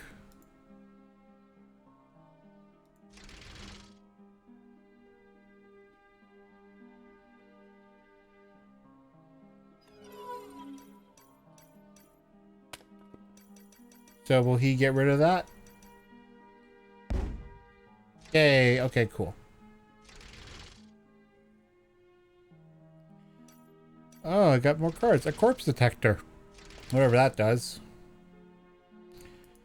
I'm doing very badly at this.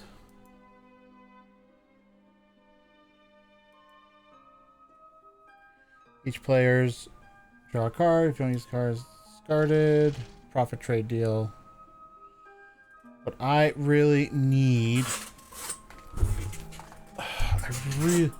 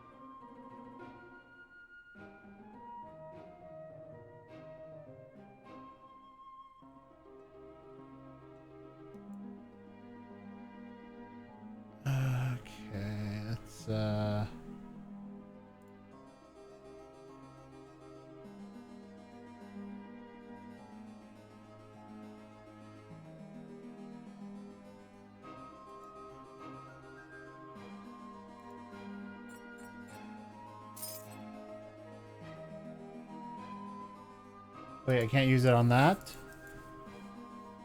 Oh, gosh darn it.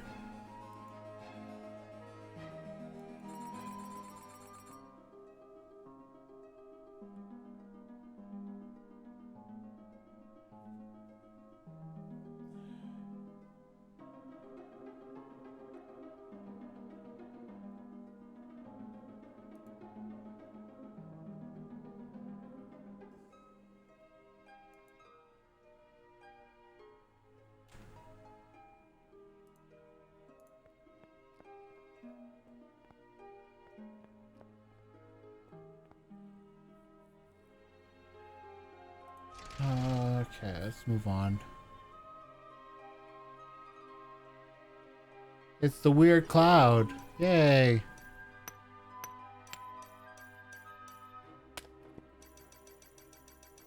Bro. Alright, I think I'm good on trees for now.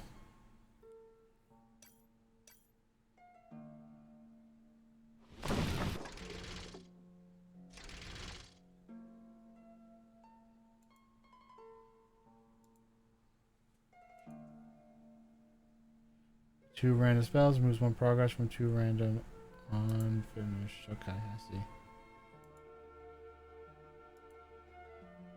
Wait, wait, wait. No, it just.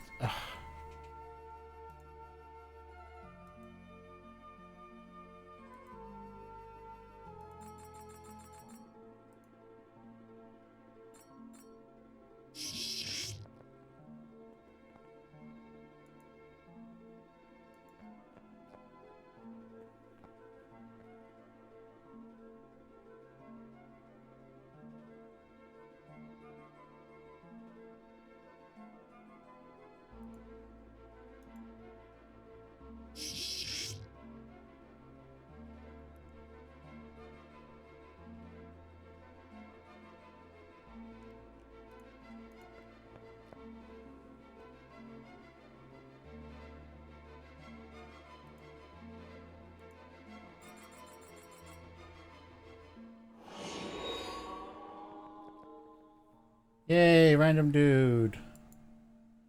Alright,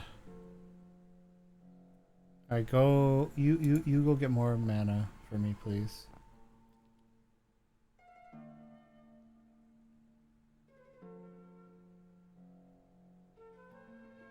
As for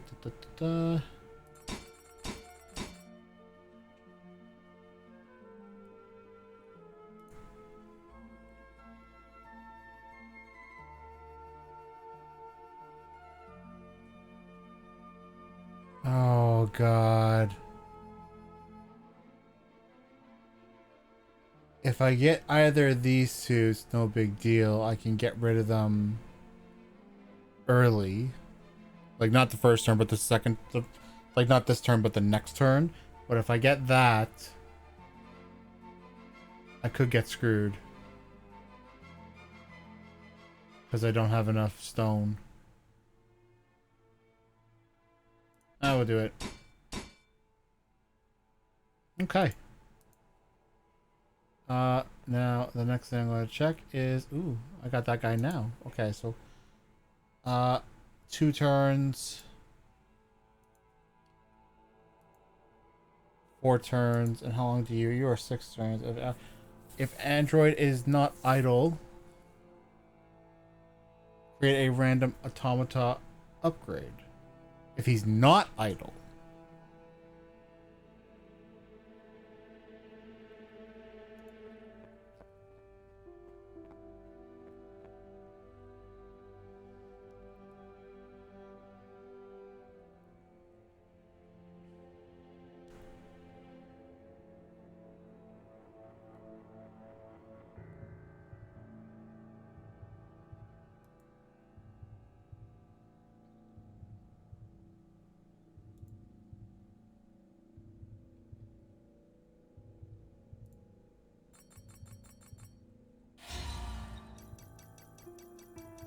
Just to get me in a better position.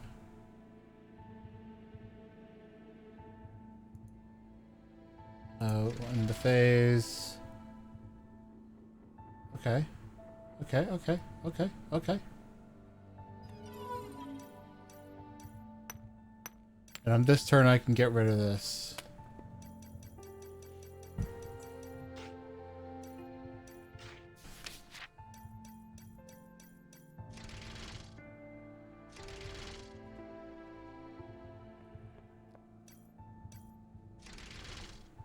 Oh, I'm glad I have that helper, that thing now. That's nice.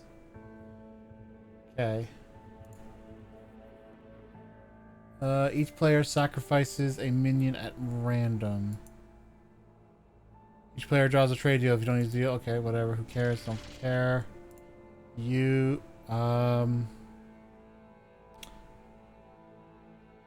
take you, because I could always use more bots. That's now gone. Let's summon the helper bot. Now, where do I want to direct these guys?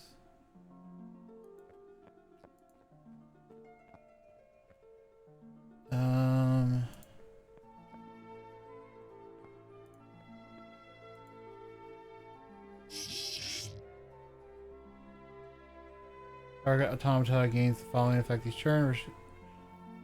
Reduce the cost of a random creature hazard by blah, blah, blah, blah, blah. But how does that work?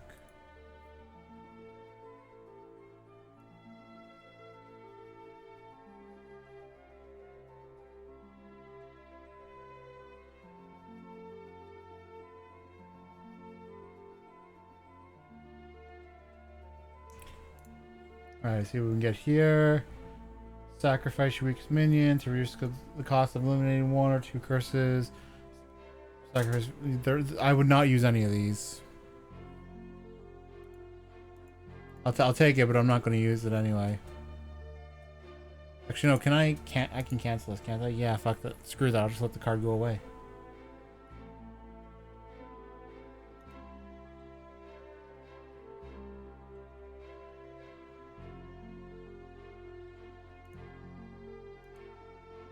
Get wrecked.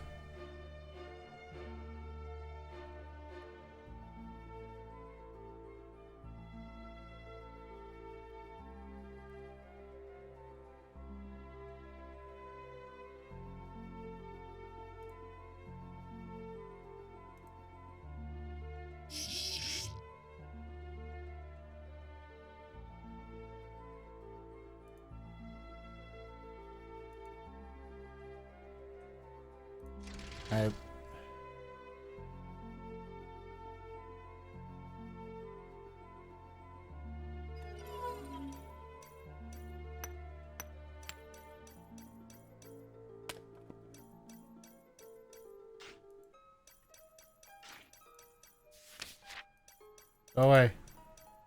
I pay your cost. I pay your cost before you do a thing. I pay your cost. I paid it. I paid it. No. No. No. Yes, you paid. You go away. Good. Jerk.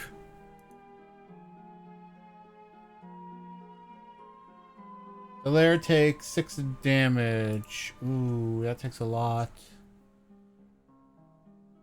Each player gains 4 brain studies disabled for 1 turn.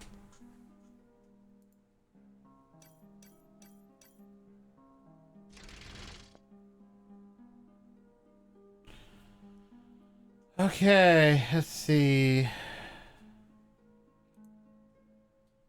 Give an automaton bonus to blah, blah, blah, blah, blah, blah. Corpse, because that's corpse detection. Okay.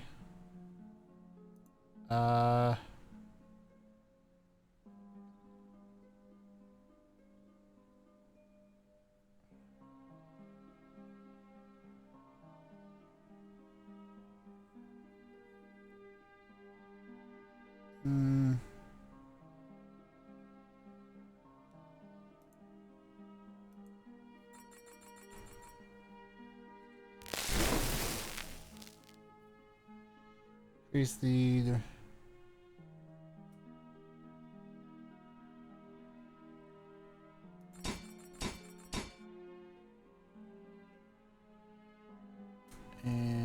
How about...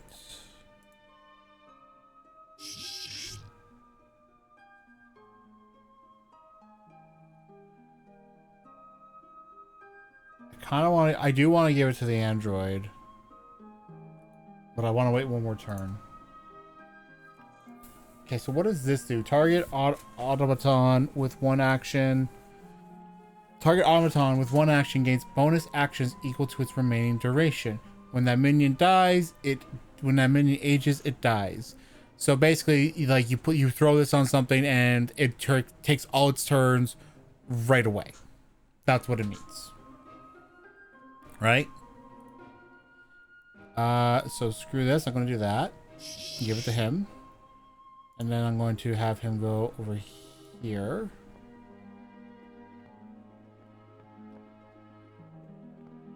And then I'm going to notice the time. Yeah, let me see something real quick. Astral, is this your game?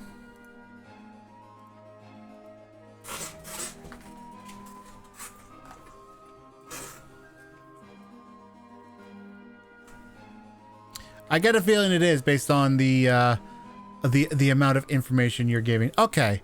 So I'm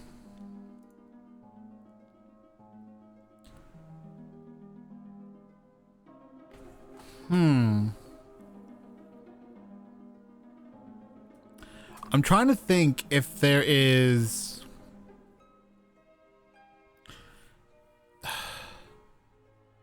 I kind of get the idea of the game. I like the whole time as I've been playing it, I've just been playing it and nothing's really come to mind of like in terms of like what can be improved, like, oh, this could be different, that could be different, etc., etc. Unfortunately, which sucks because, you know, like I always hate when I don't have an idea of what I could be like, hey, why don't you try this, or why don't you try that?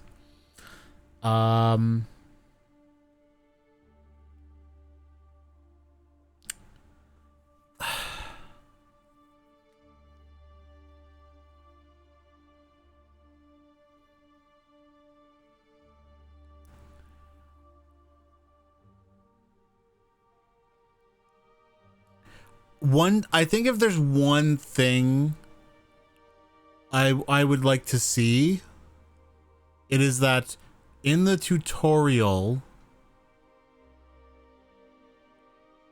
like, more things happen. I think that if in the like, so you get into the tutorial, you get these two guys that are like, we have to run from the king. Okay, we have to do a thing now. And then it's like, okay, but like, oh, but the king's still following us. And all of a sudden it's like, do. And there's like these four guys there, and it's like, what do we do? What do we do, sir? It's okay. I will do this, and kills them. And then after that, it just feels, it doesn't feel like anything else really happens. And I think what would be helpful is maybe like, you know, something where, oh, the base gets damaged. Things where like the way it starts, where like you have to collect the mana, like collect here and then collect these two separately. Perfect, great, love that.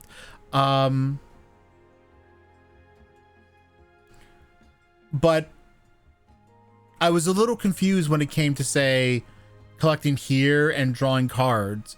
Because I guess it's like at first anyway, and then it was like, oh, okay, so you need these to draw the cards, blah blah blah blah blah. I don't know. Jeez.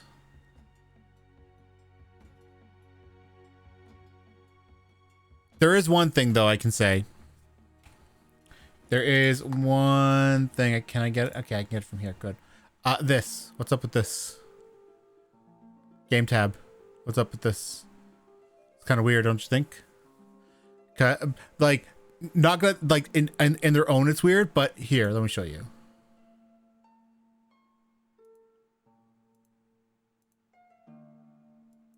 They're right here.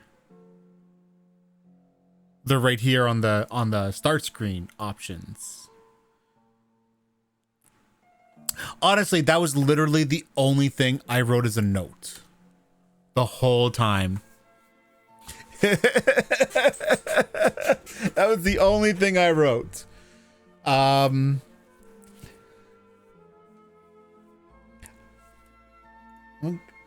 what I want to do. Dang it.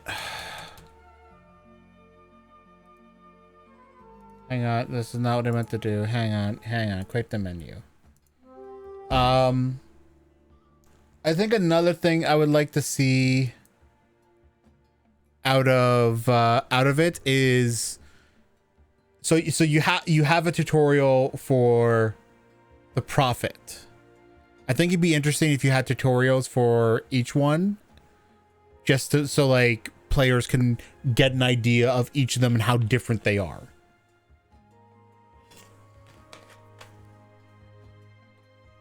Also, even though it says manipulate the weather, I don't feel like I ever got a manipulate the weather card.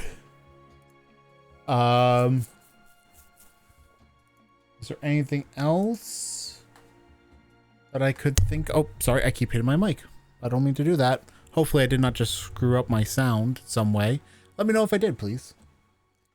Yeah, I don't think I got much else. But also you've been here the whole time, I believe, because like you did send a message very early on, so I think like you've been here the whole time, so I feel like I'm pretty safe to just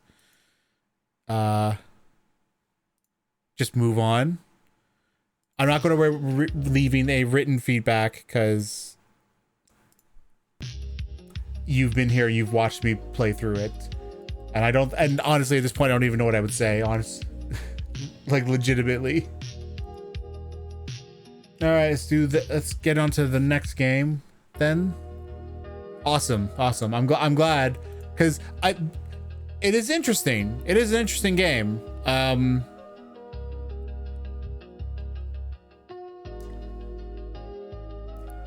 But definitely had periods of like wait, what the wait. A lot. Thank you for making it. That's about how I sum it up. Thank you for making it. I'll always thank people for making the games that they make. All right. 1. Find an exit once all mission objectives have been completed. Objectives: allow a spell to be stolen from you, empty the treasure chest, steal the great mana gem of Witchman, or collect some bones, uncover all areas, lock yourself inside the secret room. What do I... Oh, what? That... Wait, what? Wait.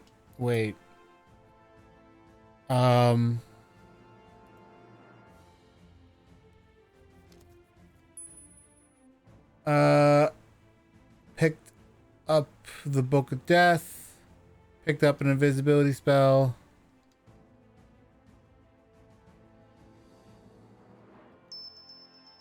Picked up a free spell.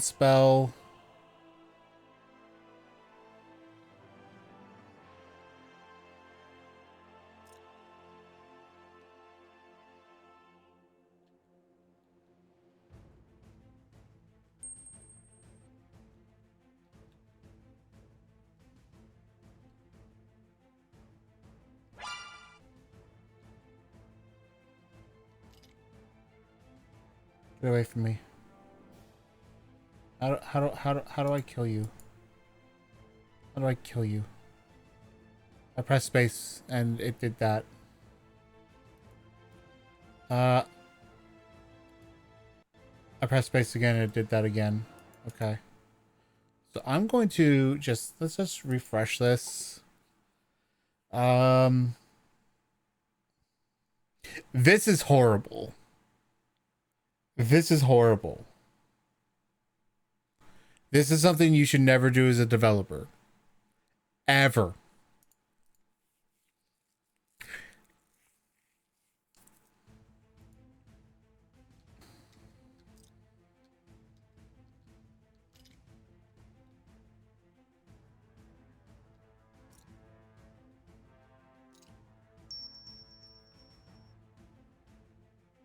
How do I use these? Oh, I see. Okay.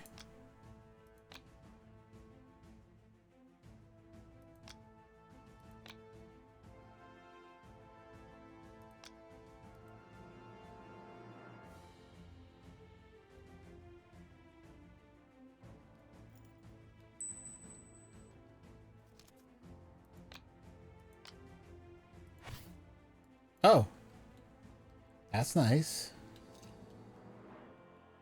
How big is that though?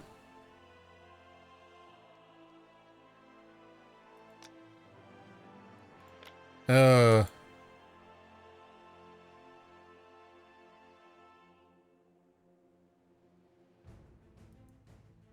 what?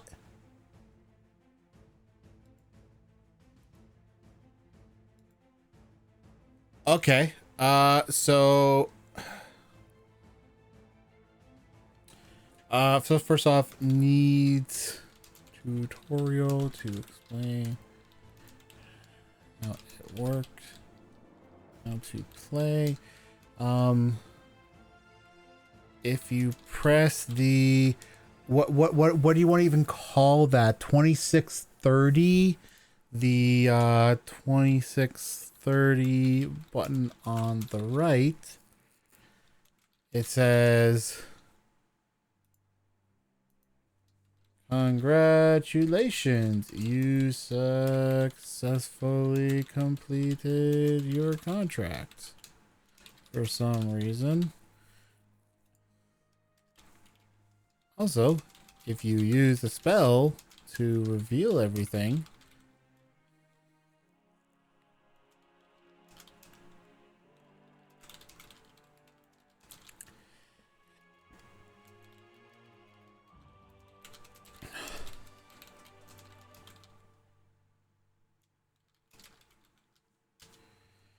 okay. Oh, luckily I got another one.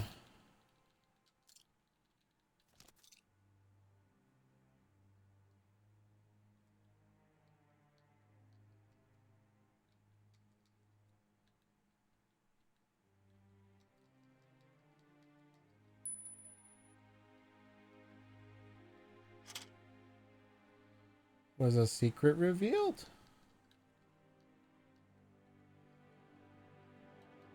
Oh, it doesn't last forever. Okay. That makes sense.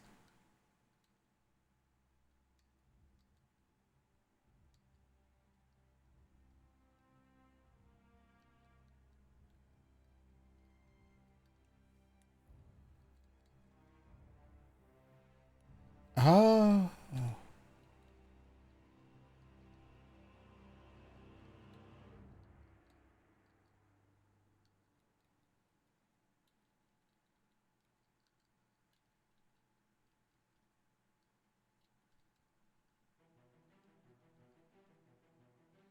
You freed a prisoner. Okay.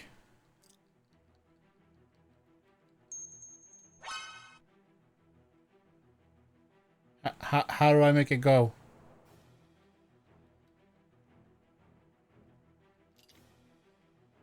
Wait. I am invisible. You can't see me.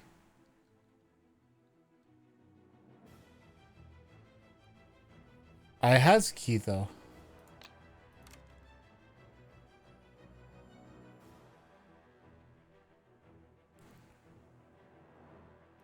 I'm sorry, but I was invisible. How did he know where I went?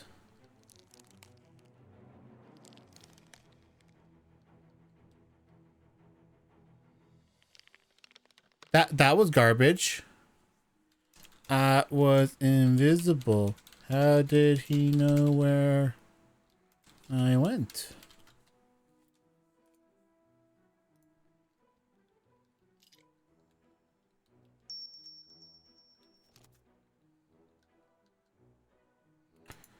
Um, is there a way to progress turns while hiding?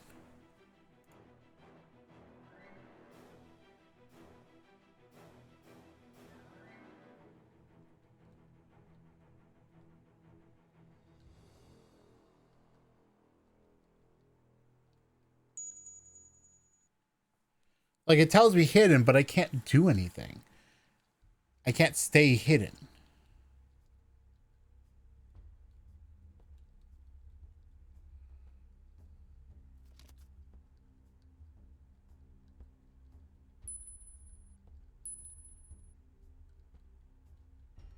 Why do sometimes those red skulls show up?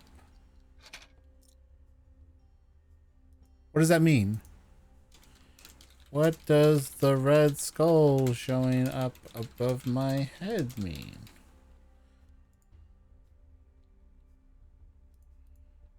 See, now here's a prime example. Okay, so how do I stay hidden?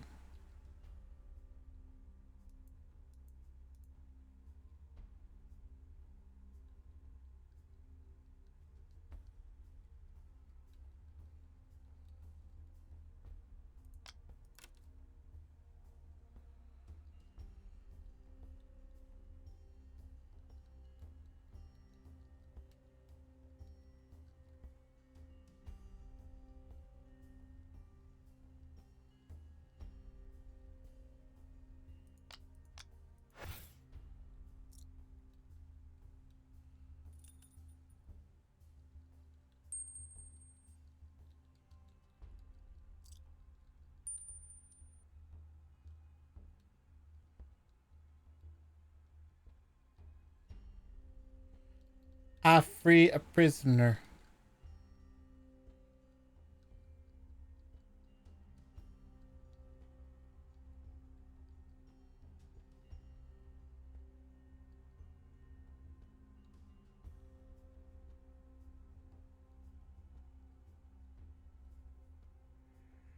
How do I stay hidden?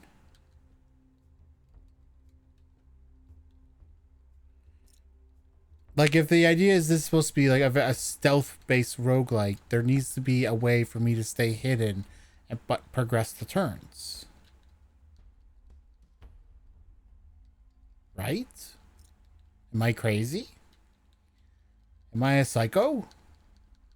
Is something about that not correct?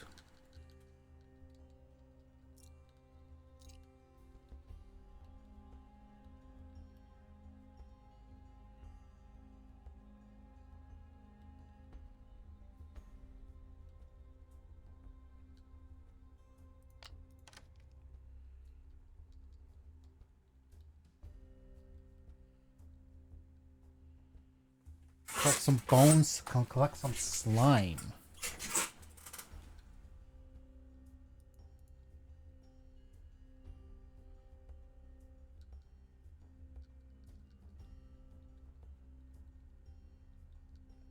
Are there bones in slime? Where are there bones in slime?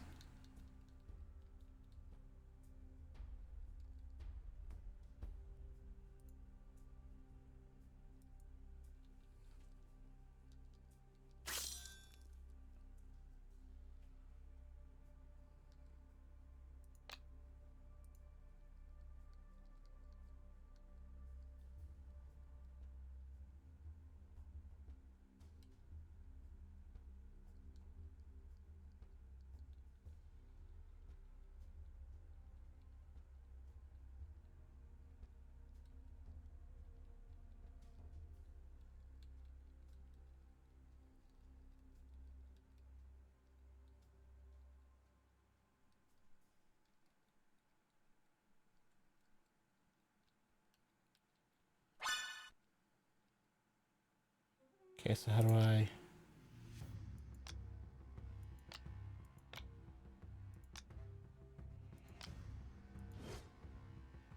Ha, sucker. You can't follow me now. I moved too far. I'm gone.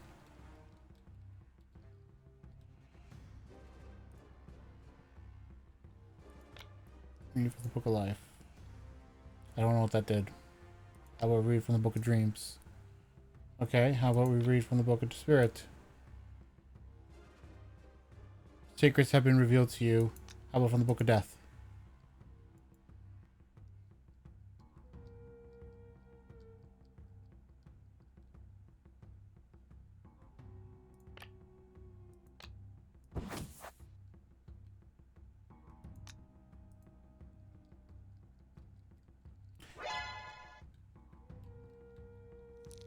How? Okay, so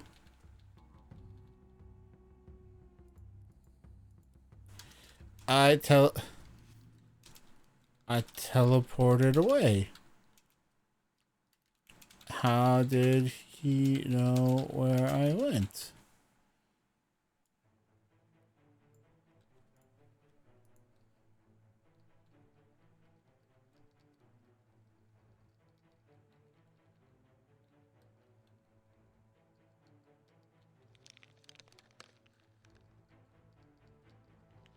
Cool. All right. One more try.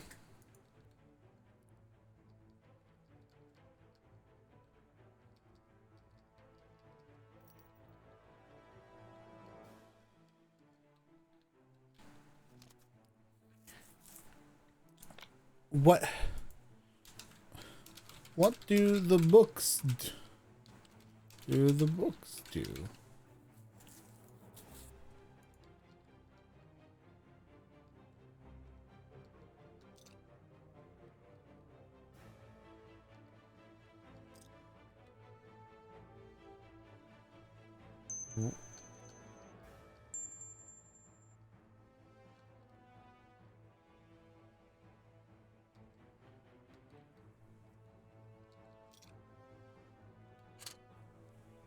Was a secret revealed?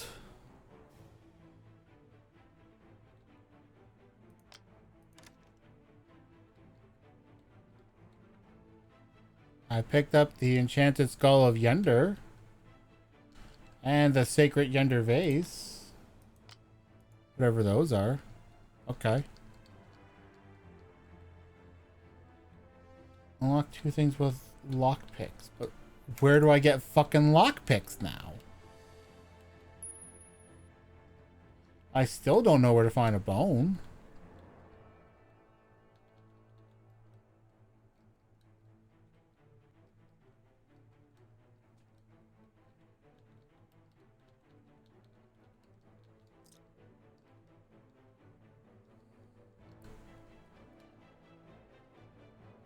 Also, just because of the way it moves around, I don't like it.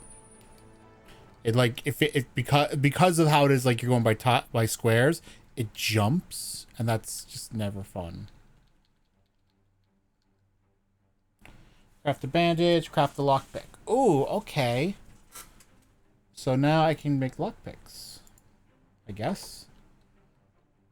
Oh.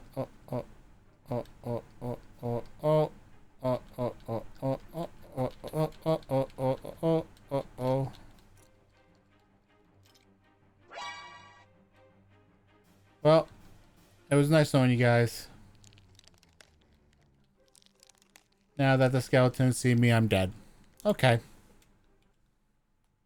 And once again, I forgot that that was a browser-only game, which, you know, that's fun. That's why I hate the browser-only games, because I can't tell you how often I do that. Anyway, so let us now rate this one. Jeez, I could have given more time to the previous game. And now I feel bad. Wait, I didn't rate it? What the heck? Okay, hang on. Let me go back and rate it. Okay, okay, sure. Wait.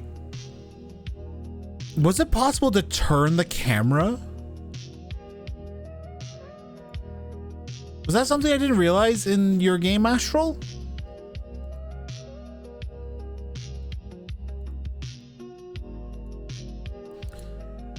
Because I'm looking at it and I'm just like, wait a minute. Wait a minute. I'm noticing the screen, the pictures. Okay.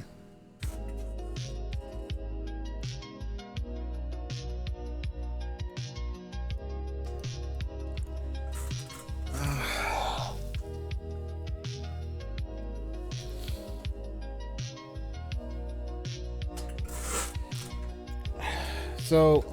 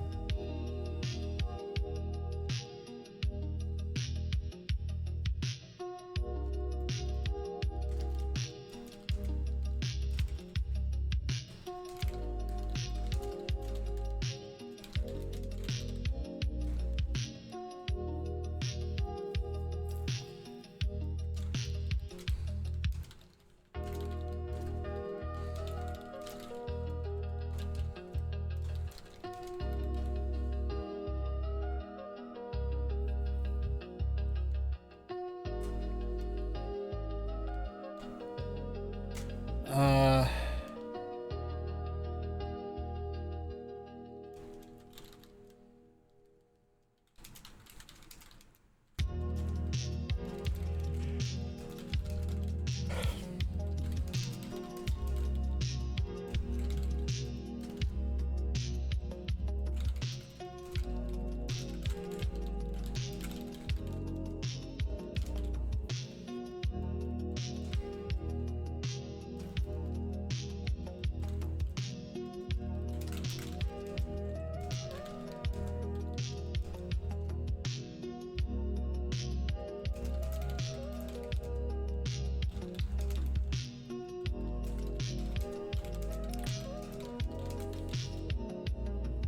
Um...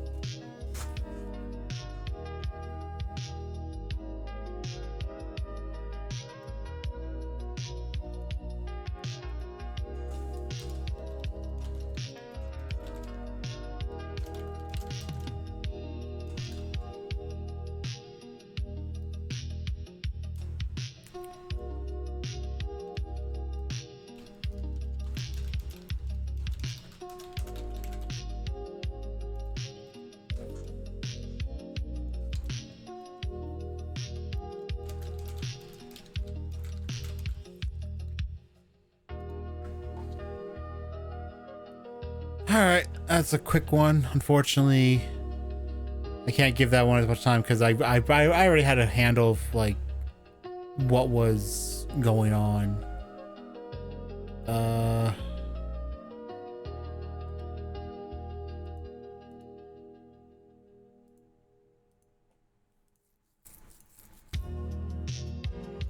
Okay, next we are moving on to Tower Lab, and somebody told me that this one was supposed to be interesting. So let's see what we get out of it. Hello, Avast. Boo, boo, boo, boo, boo. Waiting for Avast now.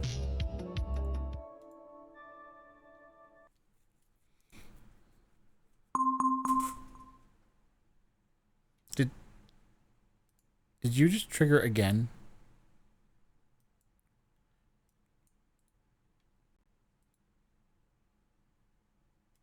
Okay, I'm gonna close. What the heck just happened there?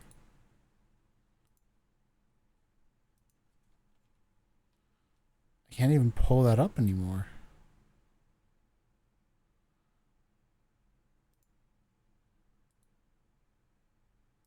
Oh, that's interesting. Why would it say... What the heck? Oh, okay, I see now.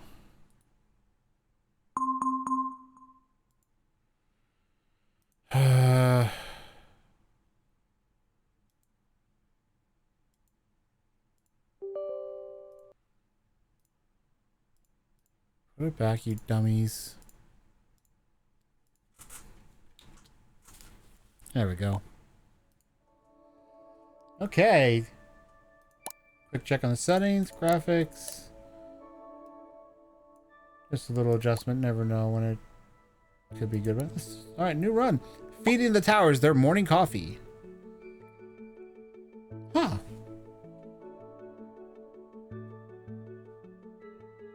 Oh, this is your game, Devin? Awesome. Okay. Well, let's see how this goes then. Fires explosive projectiles that knock back enemies. Blasts wind to push enemies. What am I supposed to be doing though? I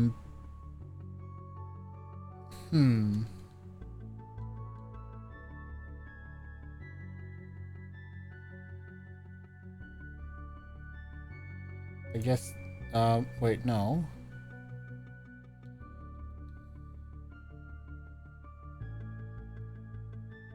Am I...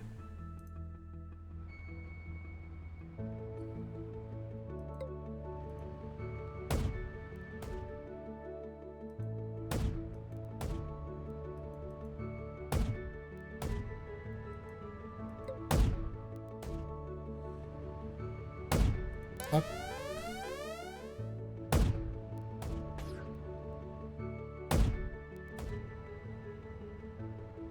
Okay, interesting. Okay, so they come from the orange, it looks like. Let's set you as a backup.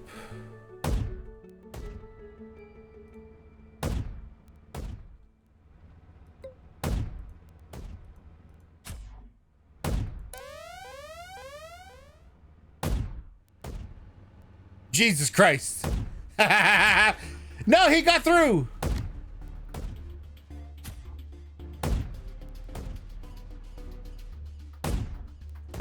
Okay, I guess we'll do another one of those, and why not? Can I do more? Wait, where'd it go? Wait, no, I didn't have one there, that's right.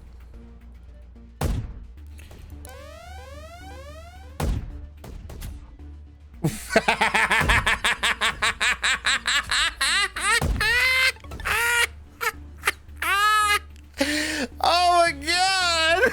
Watching them go flying! Alright.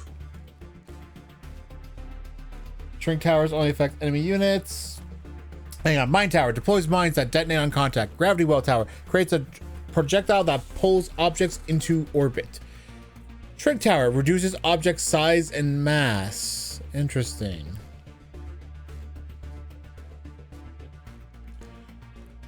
Increase mine towers mine cap by 3. Friendly fire safety. Grow towers no longer affect enemy units.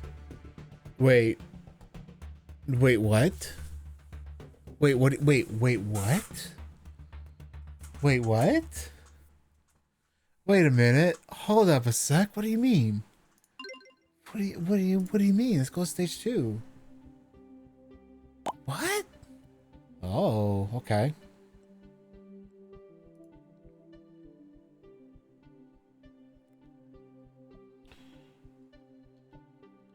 Is there a way to turn the camera? Doesn't seem like it. Okay, well, whatever. I'm gonna put that there. And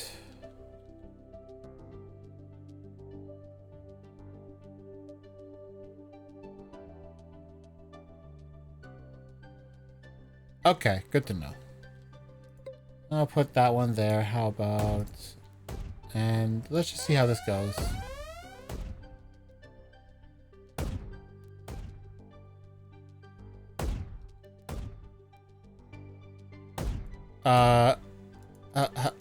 Hello? Well, he got through. Ow! That hurt. Okay.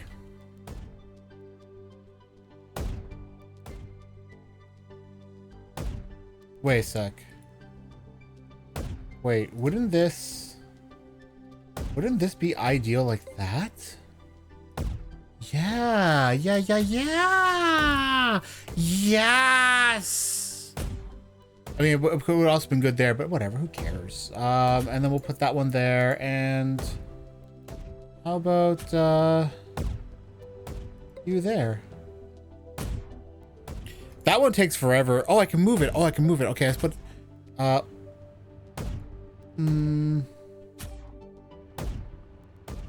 put it there. Here they come.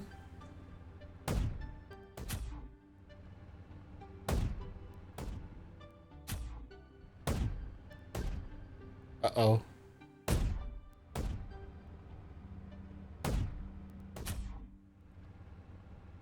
Oh, did that pull some of them back? That's funny. Maybe I should put it on the outside then to pull them off the stage. All right, let's do another fan then. And I'm going to actually do that.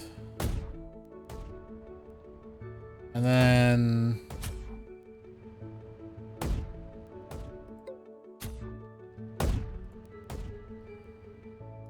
Let's try that now.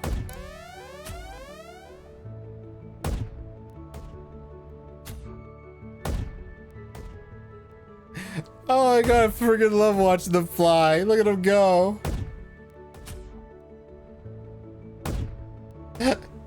Ah, suckers!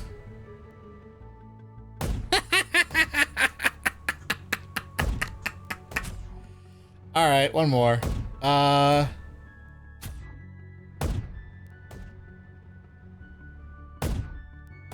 Okay, so given how this works, I'll put it there. I don't think I'm gonna need it though, because I'm just gonna do that now, and then we'll start.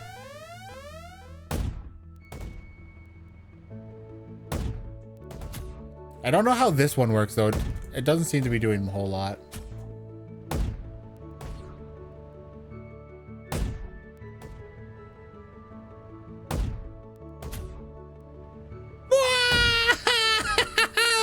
Look at this guy, he still lifts up. There he goes.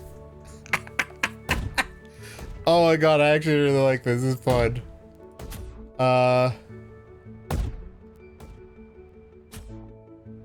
Alright, let's make this a bit of a death trap for them now.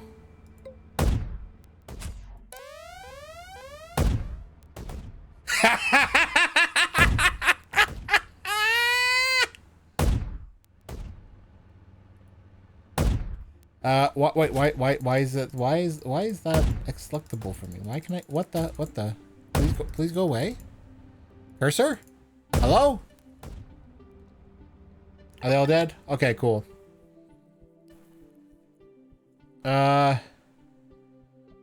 Reflects projectiles without altering their speed. Glow towers no longer affect enemies. All enemies spawn one scale level lower.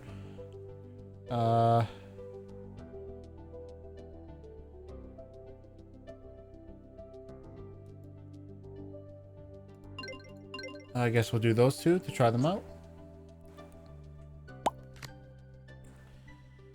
Okay, so they start here. So the first place to do something... Wait. They also come out here, don't they? So they're coming out of both. Okay, so I'll put this here. And the reason why I'll put this here is because then I'll put that one there. I knew it!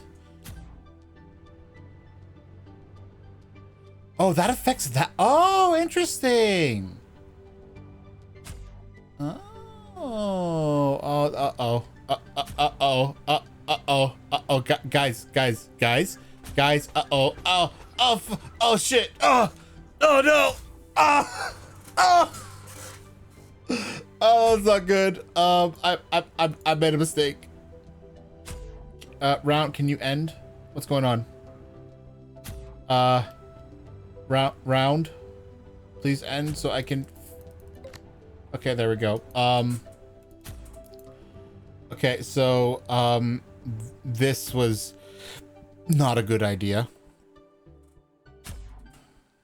But I have an idea. I have a better idea.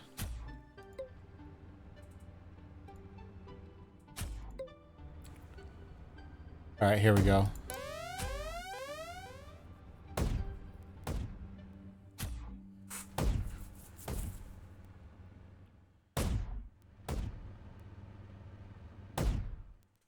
And now when they go that, they'll just get flung off. Look at them go.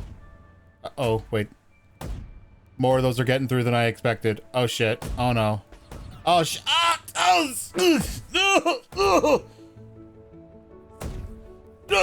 no.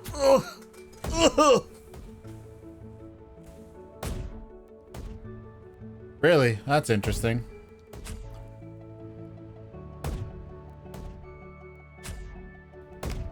Okay, so I'm gonna change this again.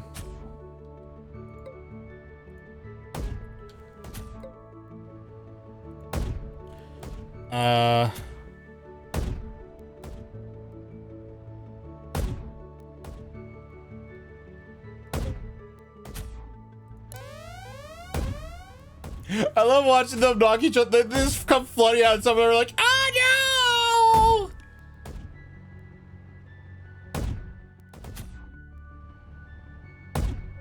No! Wait. No! No! Oh no! Oh! Oh! Guys, what are you doing to me? I'll put that there. This'll work. I don't know what I'm gonna do with these though. Because I don't think I've encountered any mechanics that would make this useful yet. I don't think. No! No! Whoa! Fucking goddamn it! The way they... Goddamn it! Holy crap! You got me on an octave here, man. Come on. All right, we done game? Can next wave?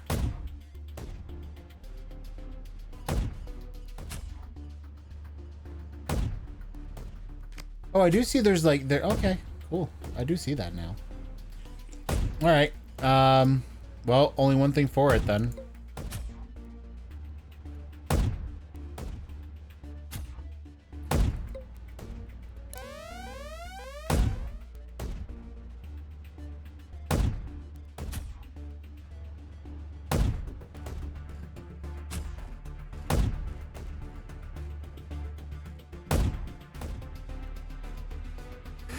Holy fuck, watching them fly is so good. That is so good. That one guy. Holy crap.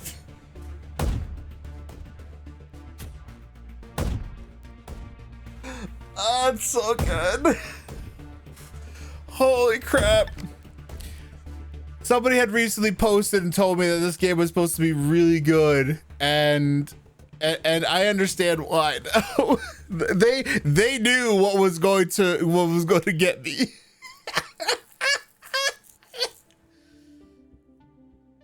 Okay, so what is up with this grow tower, shrink tower, all enemies spawn, 1 scale level? What does any of this mean?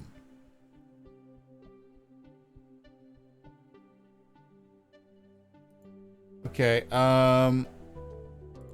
let's get one of those. That's whatever. Go to stage 4. Okay.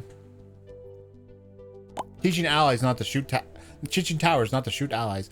Oh, interesting. Oh, that's interesting. How is this gonna work? Oh, okay. So I am going to. All right, so first off, I'm going to do that.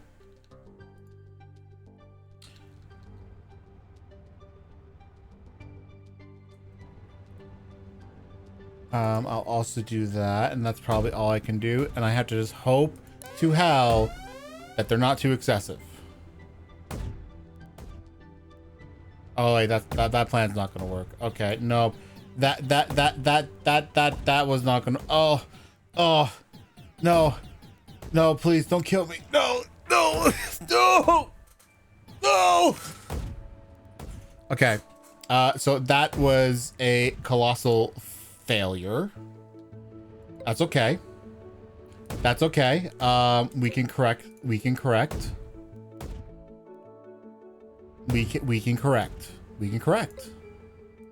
Here's what we're going to do. Okay? We're just going to do some massive corrections.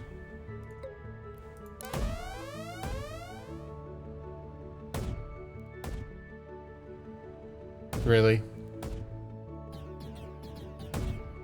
And that's the end of my game. That's okay. Now I know how to play, and that's what matters. Okay, so they come from orange, they go to blue. So if I do this, I do that.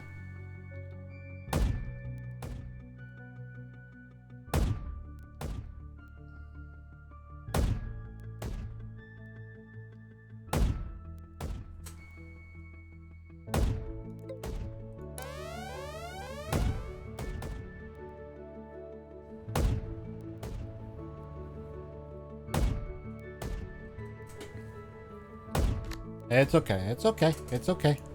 It's a learning experience. Can I move you first?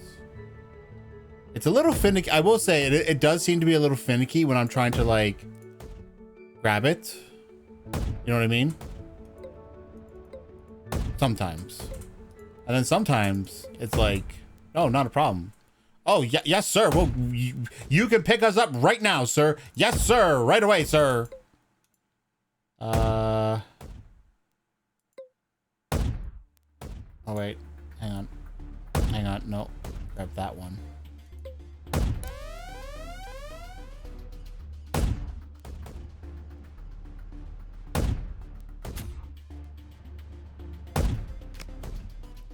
That was fast. Okay. Okay, I'll put you there.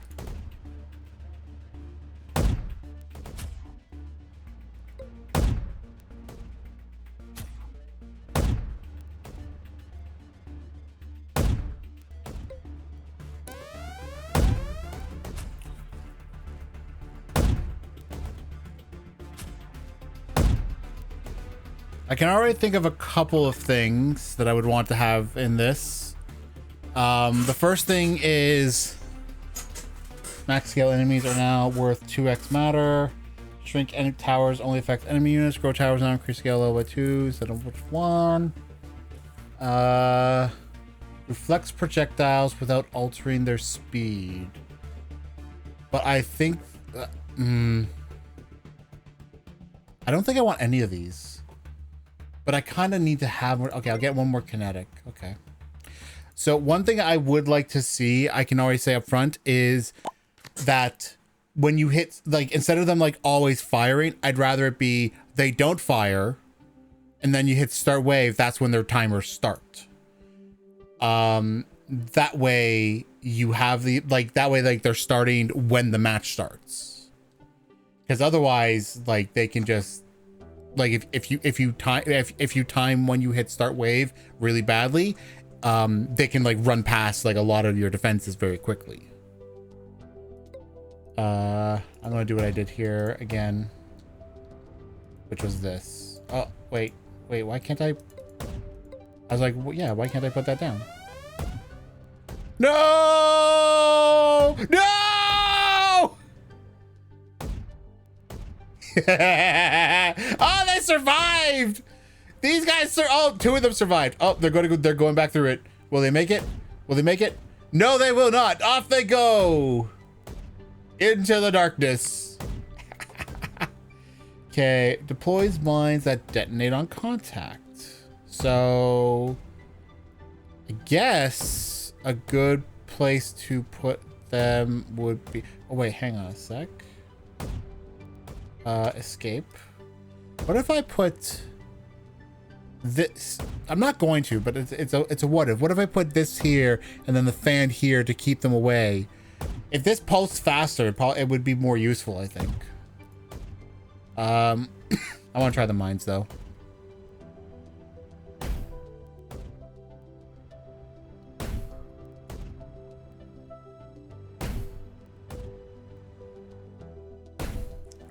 No, they don't make it. Oh my god! Oh my god! It's putting down. Oh my gosh! Oh my gosh! That's a lot of that's a lot of those. Okay, let's go. Oh, that reset at least. Okay, cool. Bam! Bam! Bam! Oh, it didn't go bam. It's okay though. Oh! Oh, we got a bam! Bam!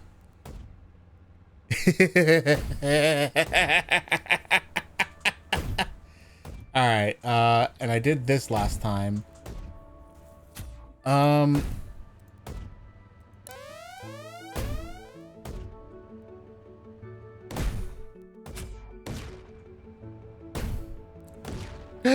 really love the way that works. Functionally, this is not much different from that. It's just, oh, is he stuck?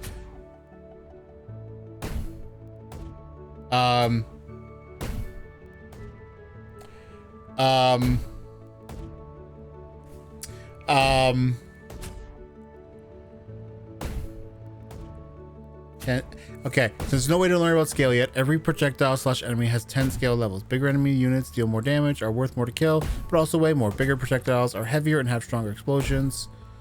Okay, cool, it did fix itself. I assume then that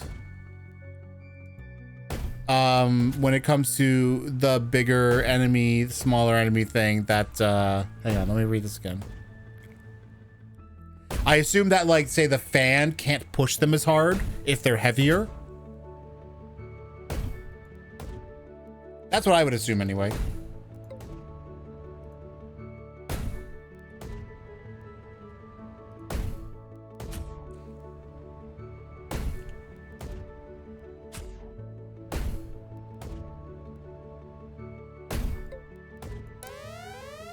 I'm glad you had a thing in there for if they get bugs like that. That is smart. There's a lot of people who wouldn't do that. Interesting, interesting.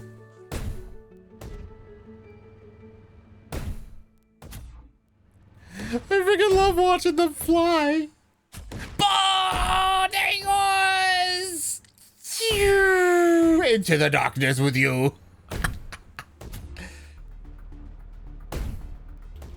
Man, I really wish I could turn the camera. All right, we done?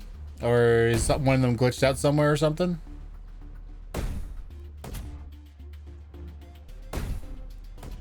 Probably, or something. All right. I don't think I can lose at this point, but let's just do that for funsies.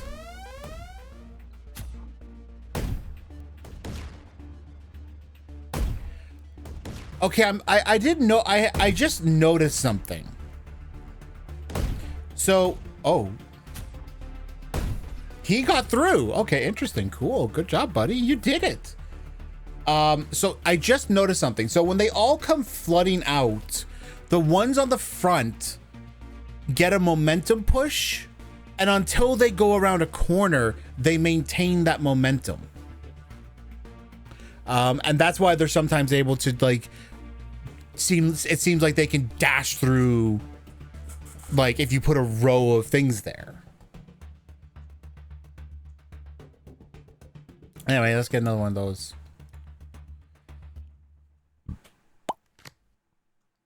Okay.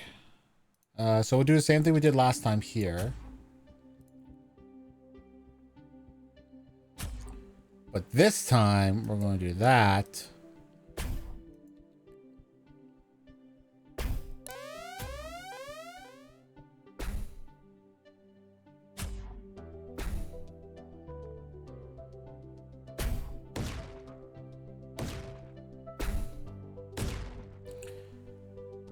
Unfortunately, that guy's getting through.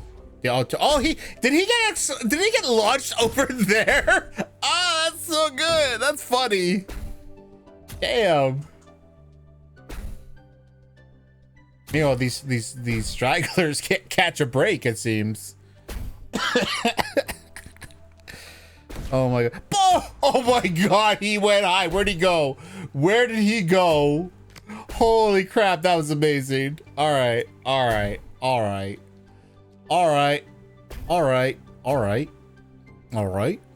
let's do this. We'll have a couple of security fans there.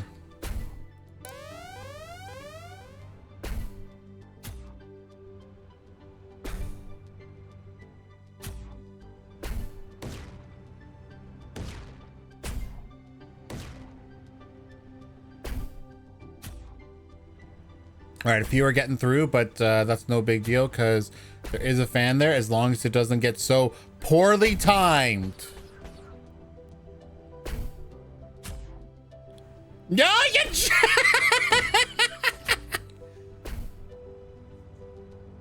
Where are my cannons? I need my cannons to, like, freaking make that same wall I made the first time.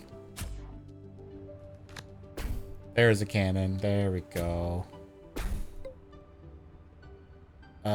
Okay. But actually, if that is the case, maybe what I should do is that.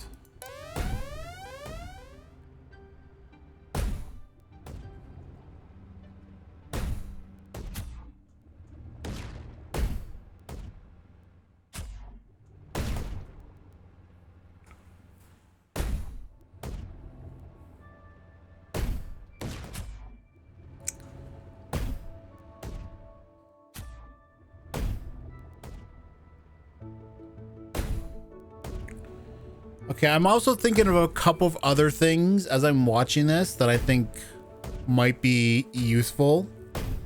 The first is what, like, I love, like, these for these three cannons, it makes sense that they're like not constantly going, but I feel like these two should be constant. I feel like the way it should be is like like weaken how strong the fan is, but make it more as something you're using to try and slow down enemy progress. And like, yeah, sure, you can make it also make it that like they can push stuff off, but then you'd have to be in a situation where you shrink them. And the way you would do that is you would place this one in a place before they would get to that. And then this one should also always be on so that if something just walks through its field, yeah, it's getting shrunk. Simple as that. That's what I'm currently feeling at the moment. Let's do this now. Oh, that's actually gonna be perfect. Oh, a backup. Oh, there we go. Yes, backup defense. Let's do this. Get those mines out there. Yeah, look at you go, baby. Oh, somebody got through. Let's see what happens. Oh, wait, what's that? Oh, wait, he done what?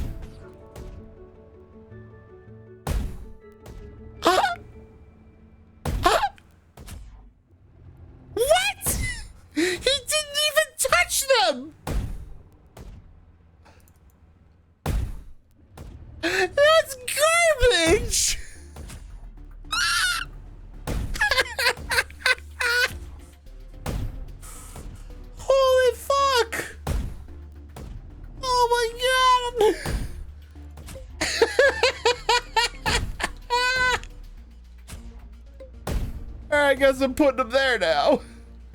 All right. Actually, you know what? I'm gonna make some other changes while I am here.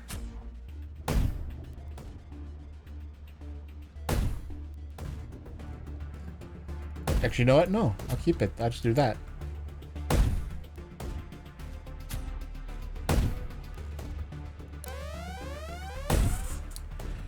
I don't know if that's infuriating or really funny. It's one or the other.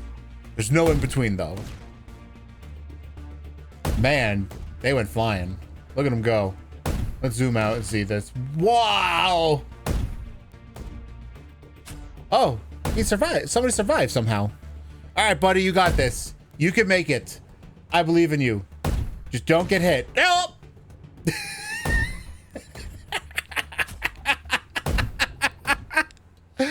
Holy crap. Awesome. Awesome. All right. Increase the starting scale of all kinetic tower projectiles by 1. Let's do that. Shrink towers now decrease scale level by 2. And we'll grab that one too. Why not?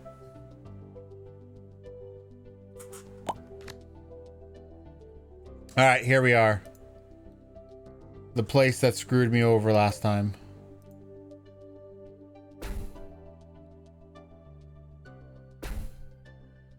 I don't know how this is going to go. But we're just going to hope.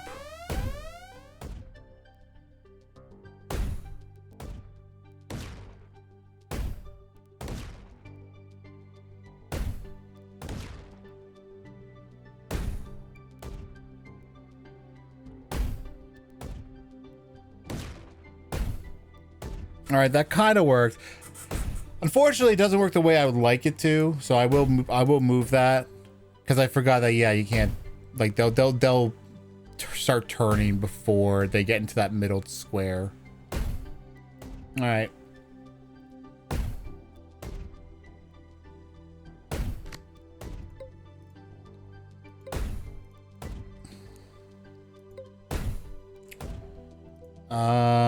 And then how about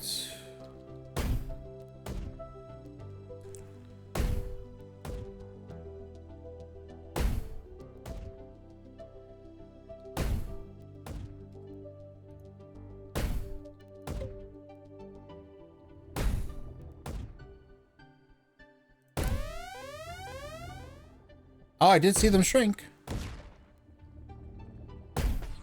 Oh my god, what the frig, man? That's Garbo. Go away.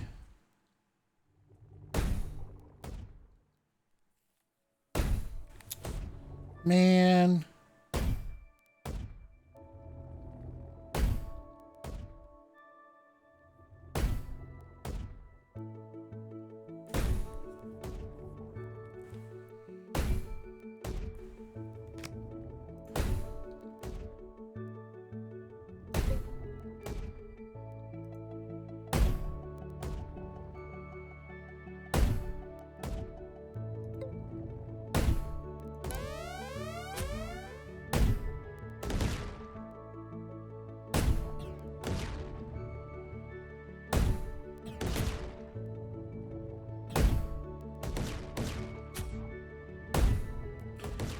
Some of them are getting launched and they're like landing here and managing to slip in.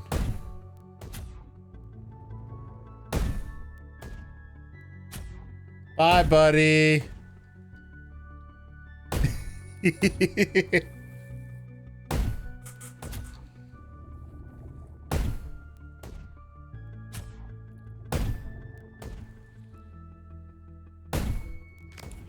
In an RPG, what's my favorite class to play?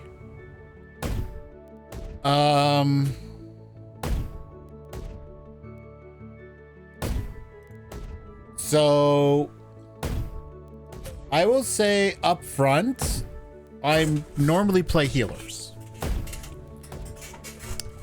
And it's not entirely because they're my favorite to play.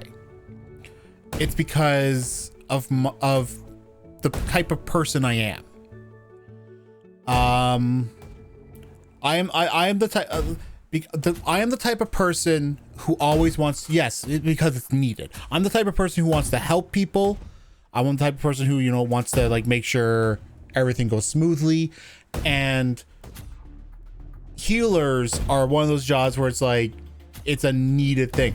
Like if I'm being honest, my favorite kind of job to play is like, actually here I'll use Final Fantasy 14 because that's like what I've been, but that's a game I play a lot. Like I play as a scholar on Final Fantasy 14. You actually drew a little thing for me of that last year, Meishing. But if I was being honest and like saying like what class, like if I was being a selfish person and I get to play whatever job I want, what would I play? I would probably play Black Mage or Reaper because I have a lot of fun with those two jobs. But I'm not somebody who's going to like just pick based on what I want. I'm going to think about like what kind of stuff is needed by like groups.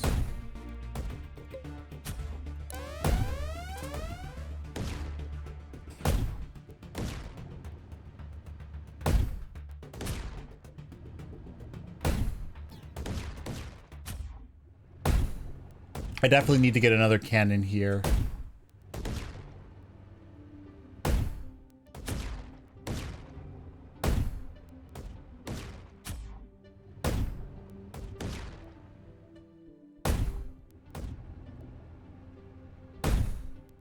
So that's probably the answer I'd give. Like, my favorite would probably be like a caster or something that's melee that the enemy is stuck behind the portal, so the end of the wave will be delayed. Like a melee job that, especially if it like uses a scythe, I kind of like, I kind of like scythes, but I don't write them enough in stories I make. Oh, you know what? I'm gonna write that down now. Hang on. I want to make a note of that because that is an idea that I want to keep in mind. Where can I write this down? Shoot. I'm just gonna put it here.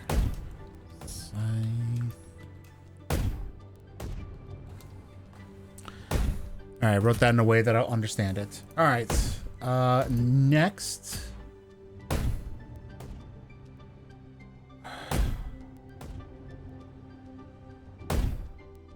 Oh, really? Okay.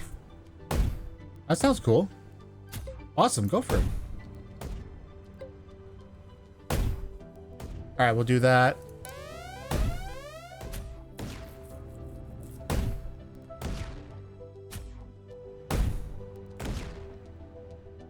Oh, look at, they got flung ahead.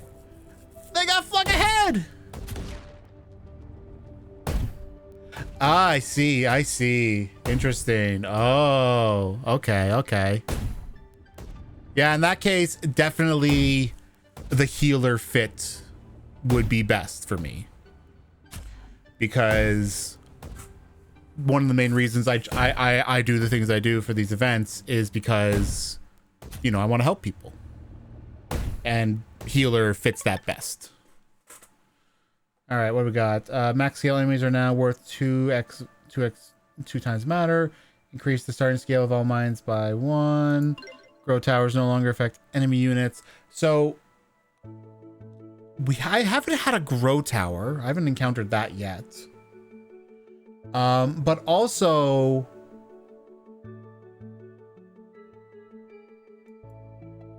I feel like I haven't been in a position where I feel like I've been needing to use the currency because this is the only time you use it. And there's a lot of these where I just don't want it, right? Because they're not giving me the type of towers I want. I'll grab that just so I have it for the future. And that one too, because why not?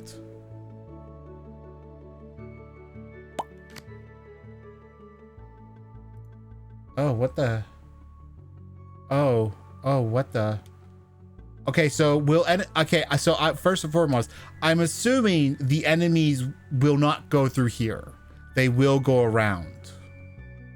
Am I right about that? Or will they cheat and go this way?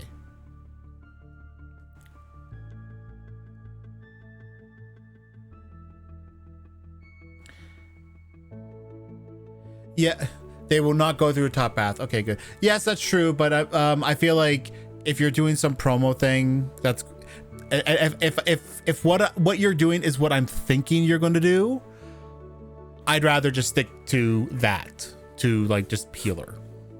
It's easier that way. All right, so how am I going to pull this off? So let's start by dropping you there, and I'll also give one there because I'm realizing now that the mines are better off when they're further away so that they can get a couple of mines set up. Because the mines, wait, no, that's gonna be no good there because they're just gonna go right past it. So it's gotta be here. I remembered that time. All right, let's go.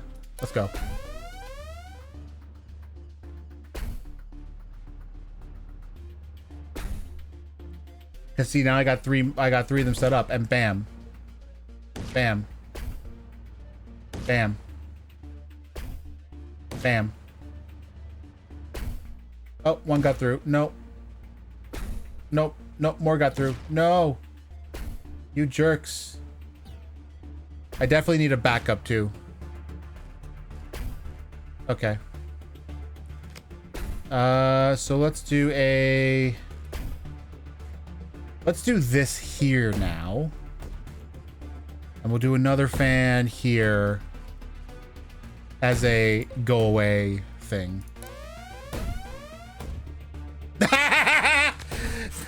So that right there is a prime example of the thing I was pointing out earlier about how the timing has to be, because I timed that. I was like, I'm gonna hit this right before it starts up, and it just cleared that entire wave instantly for me. And I don't think that's what you want. that worked amazing. I can't believe how well that worked. Here, I'm going to try and do it again now.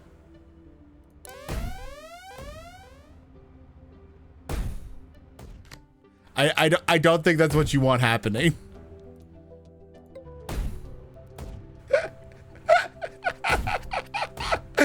I'm fairly certain that's not what you want happening there. Oh wait, I almost forgot. No, I can't do that there because the wind pushes that.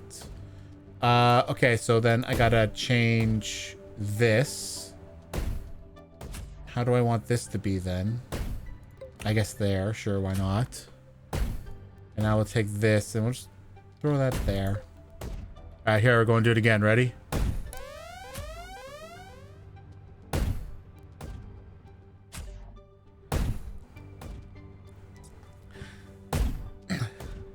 The timing has been a big discussion point lately. That's a great call out. I can't believe that worked so well. I saw that was like, the moment it happened, I was like, oh shit, I did it. I did the thing.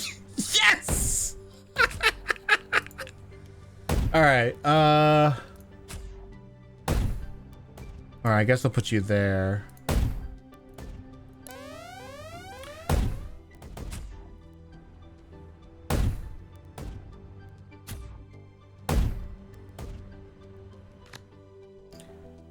Victor, wait, that's just stage one? Wait, what do you mean stage one? Oh, that's it. Okay. Okay. Okay.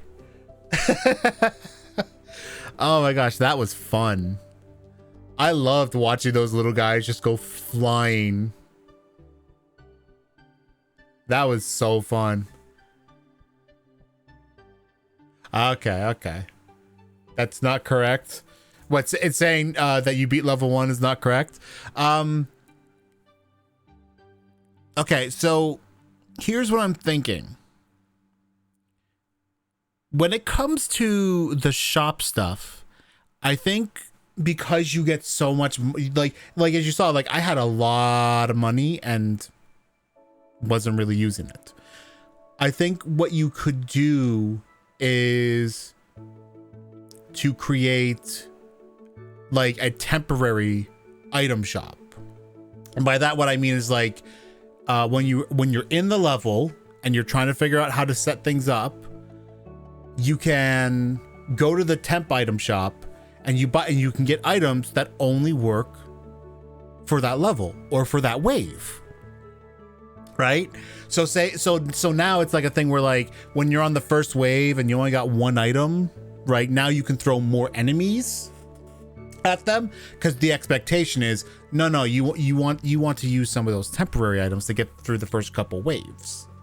And now people are using the currency, but they also don't want to use it too much. They don't want to rely on it too much because one, they want to have money for when they get between the levels, and two, they want to ensure that when they get to the next level, they have money for stuff there too.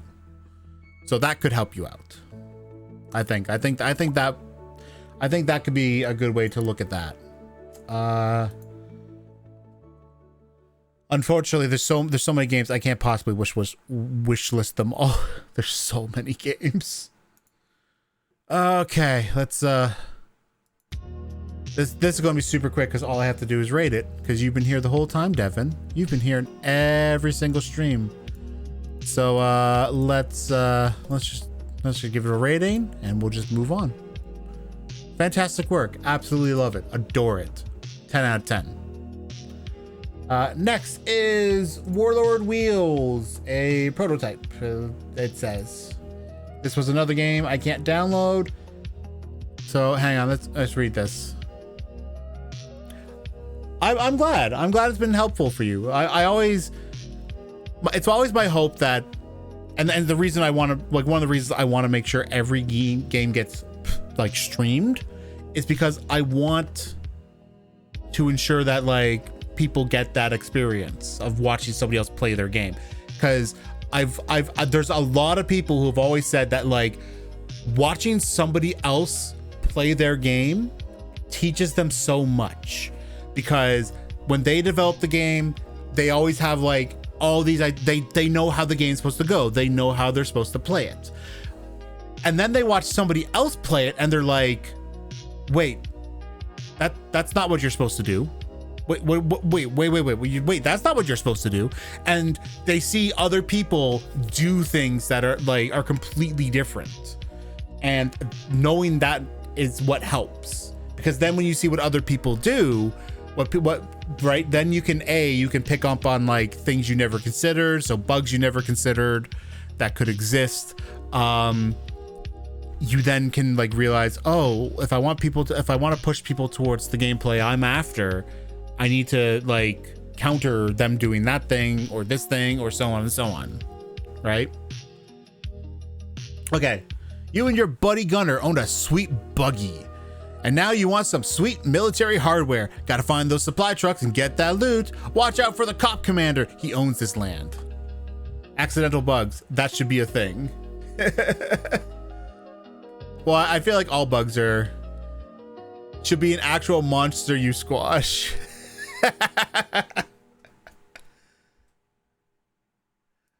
Oh, is that going to go into the thing you're looking at making, Meishing? Is that now going to be part of it, where like some accidental, where it's a giant thing just shows up and it's like, where did this come from? This doesn't belong here. All right, awesome. Okay, it's up. It's in case there's sound. Let's see. WSD to drive, mouse to aim, and click to shoot. Destroy supply trucks, pick up crates. All right, let's see what we're doing here. I'll see if there's any.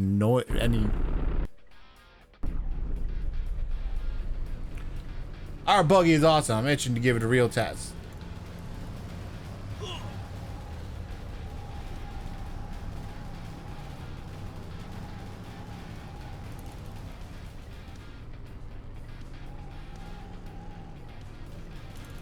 All right, problem number one. Hang on, Problem. Is there a pause? There's not. All right, problem number 1. You might not be able to tell, but if I press and hold, here, I'll do this. This is me pressing and holding the left mouse button. Now here's me spam clicking it. No good. No good. No good. Never want to do that. Like that's just a bad idea.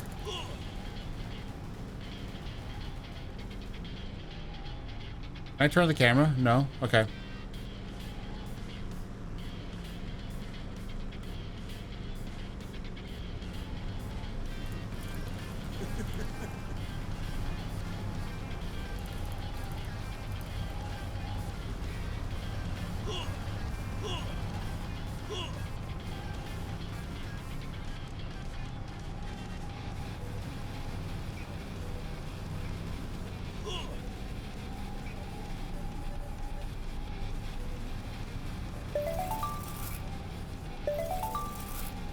Oh, now I'm getting sound effects for that. Oh, okay. Now it does it. Now it does it. Now it does it. Okay, interesting. I had to get an automatic weapon first, apparently.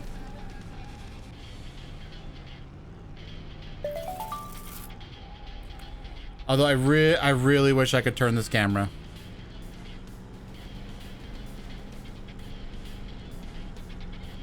I will say these are tank controls,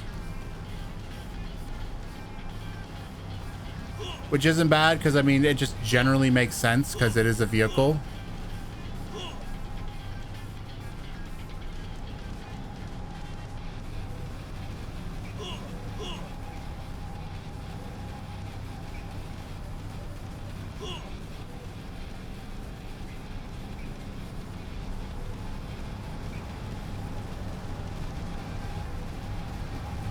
Holy crap, there's so many of them.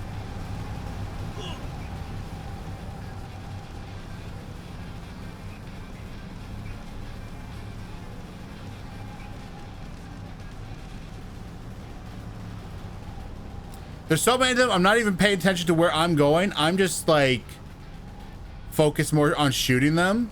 Oh jeez, oh jeez, get away from me, get away from me, get away from me. There we go.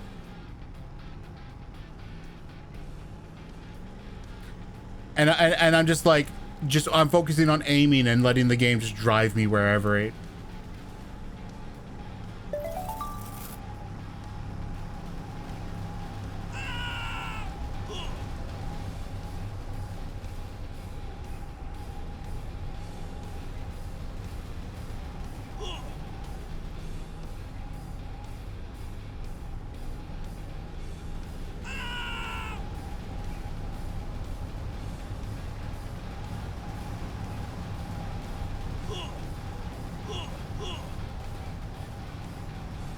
Those two cars are stuck together! Those two cars are stuck together!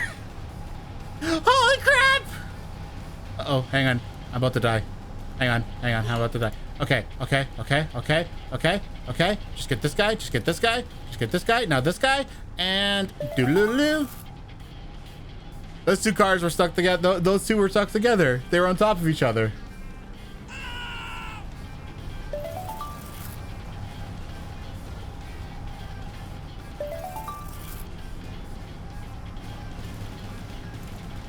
Oh, now I gotta do the rapid fire again. Come on.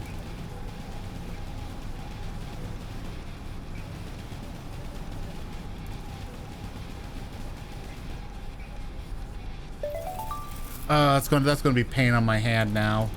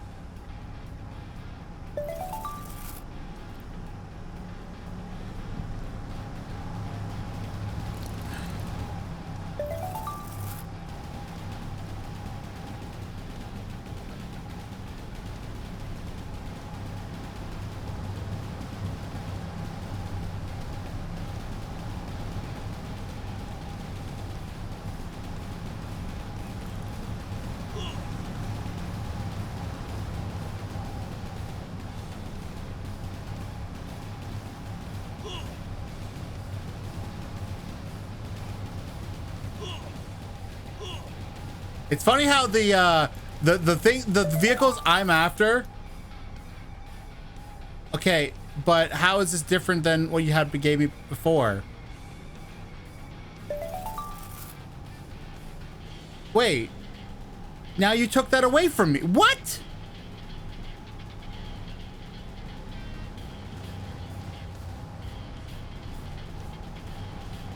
Stop it.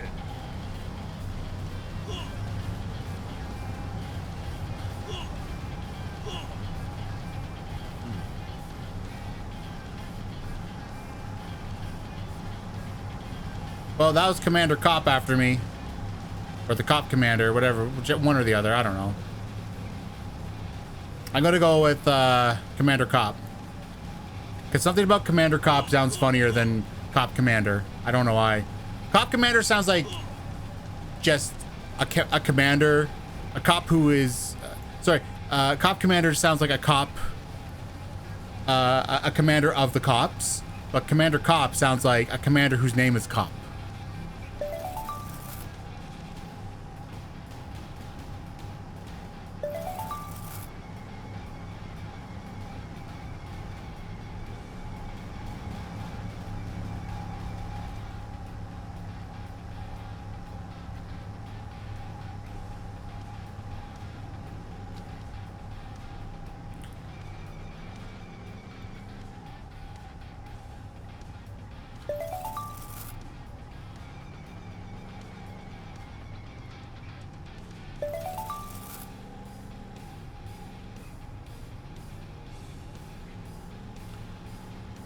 This way.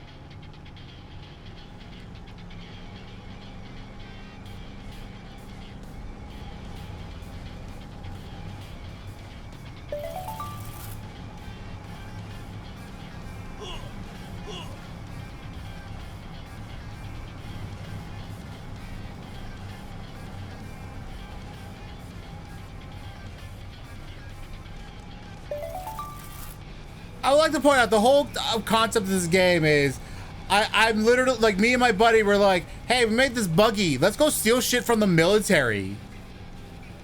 That's literally what this game is. We made a Doom buggy that doesn't do well in the desert for some reason. So and we have a gun on it, so we're just going to go fucking rob the military. That is what this game is. I would like to point that out.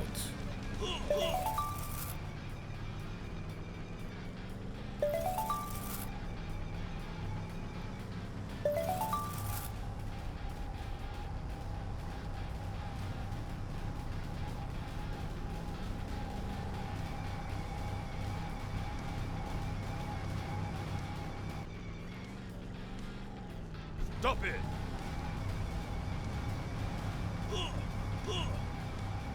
Sorry, Commander Cop, you can't stop me. I will blow up all your militaries.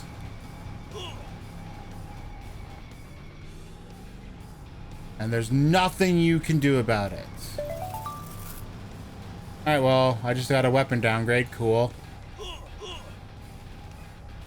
Because the laser has a, like, is able to pass through, so it can, like, you can keep shooting it.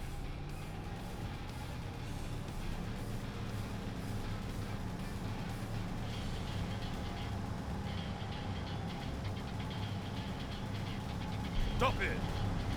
It's a bad neighborhood, son. I know it is. You wanna know why it's a bad neighborhood? Because of me. I'm why.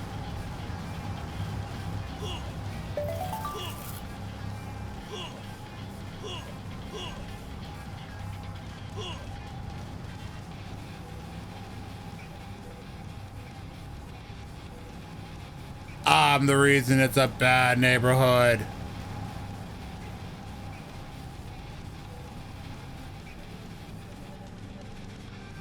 All right, running low on supplies. I would love to change up my weapon again.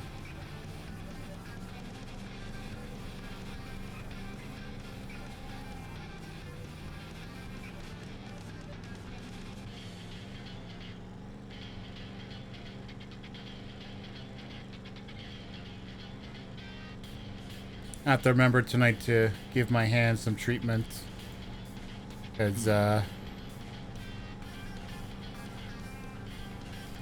doing this is kind of rough on it. Oh, there's dudes out just randomly out in the desert, huh?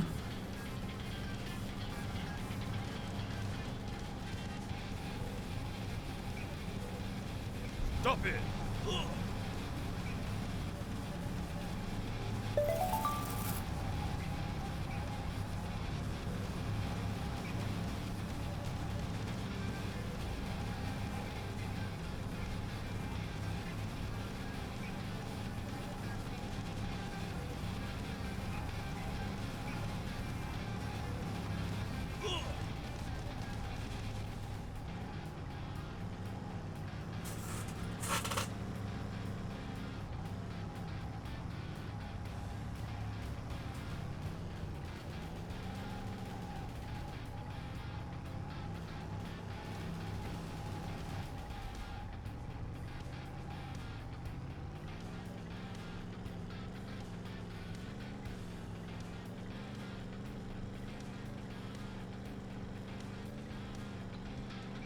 You know what? Hang on, let's go in this desert area now.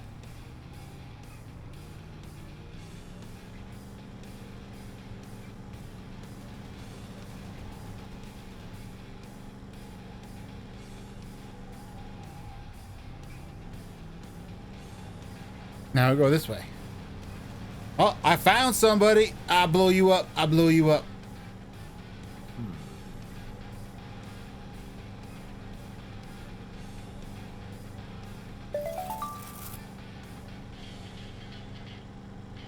That it? Am I? Have I destroyed everything?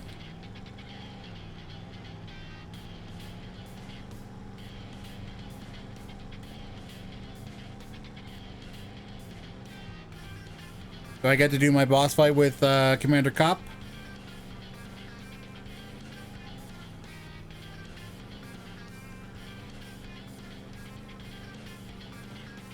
I'm trying to do the outer perimeter just to make sure I didn't miss anything. And then I'll work my way inward.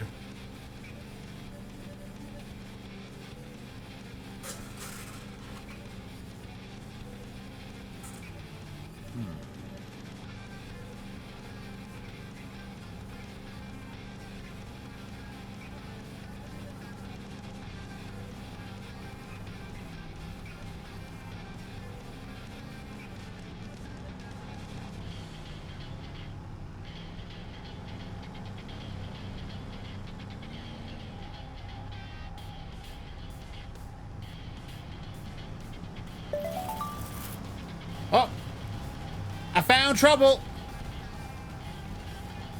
Or rather, trouble found me. All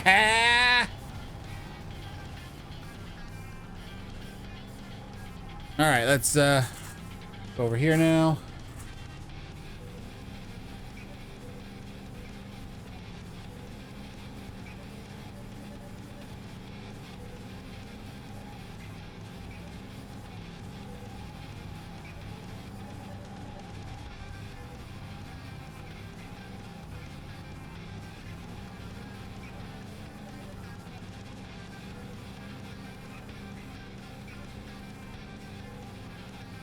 I think, oh, there's still one here I missed.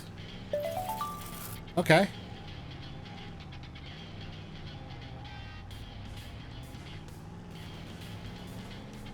Okay, I'm gonna try something. Can I go in here?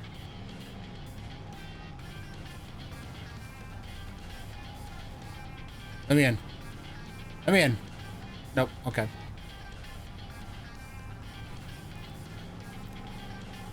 Alright, oh, there's still one more here. Oh, there's a couple things. Oh, geez.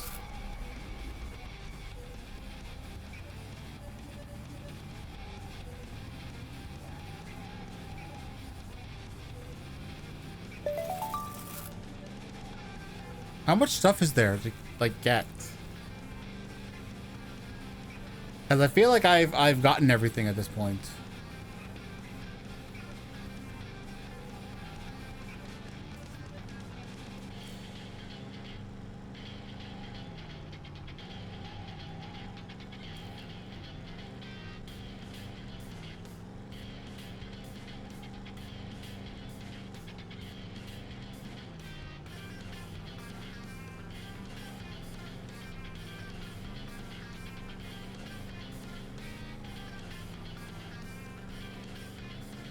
All right, that's good.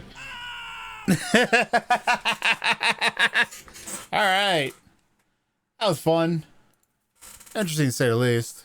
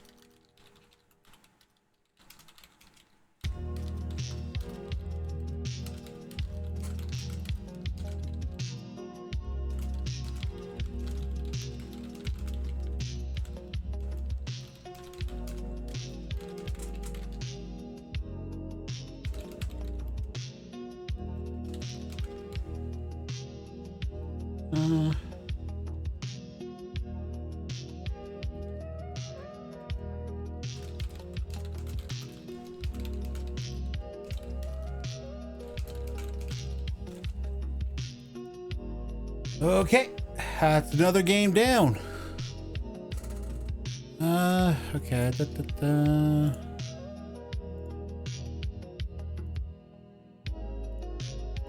I had a lot of fun with that. Definitely had a lot of fun with that. 1, 2, 3, 4. So here's the thing. We technically only have 4 games left. And even then, one of them might not even happen. I'm still not counting Kybus because I did play that on the very first day.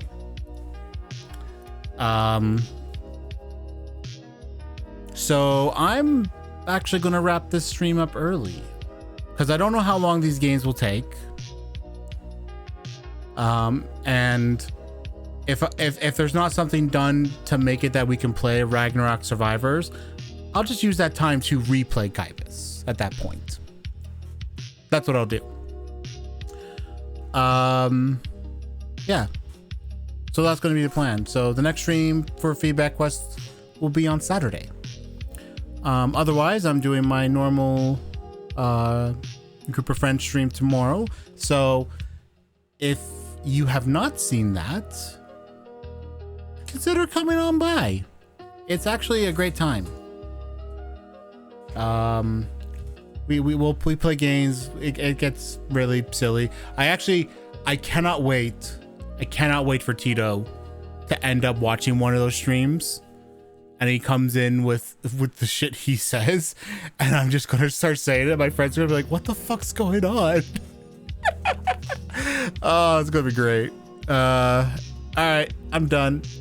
And I'm just gonna go and I'll see you all next time. Bye-bye.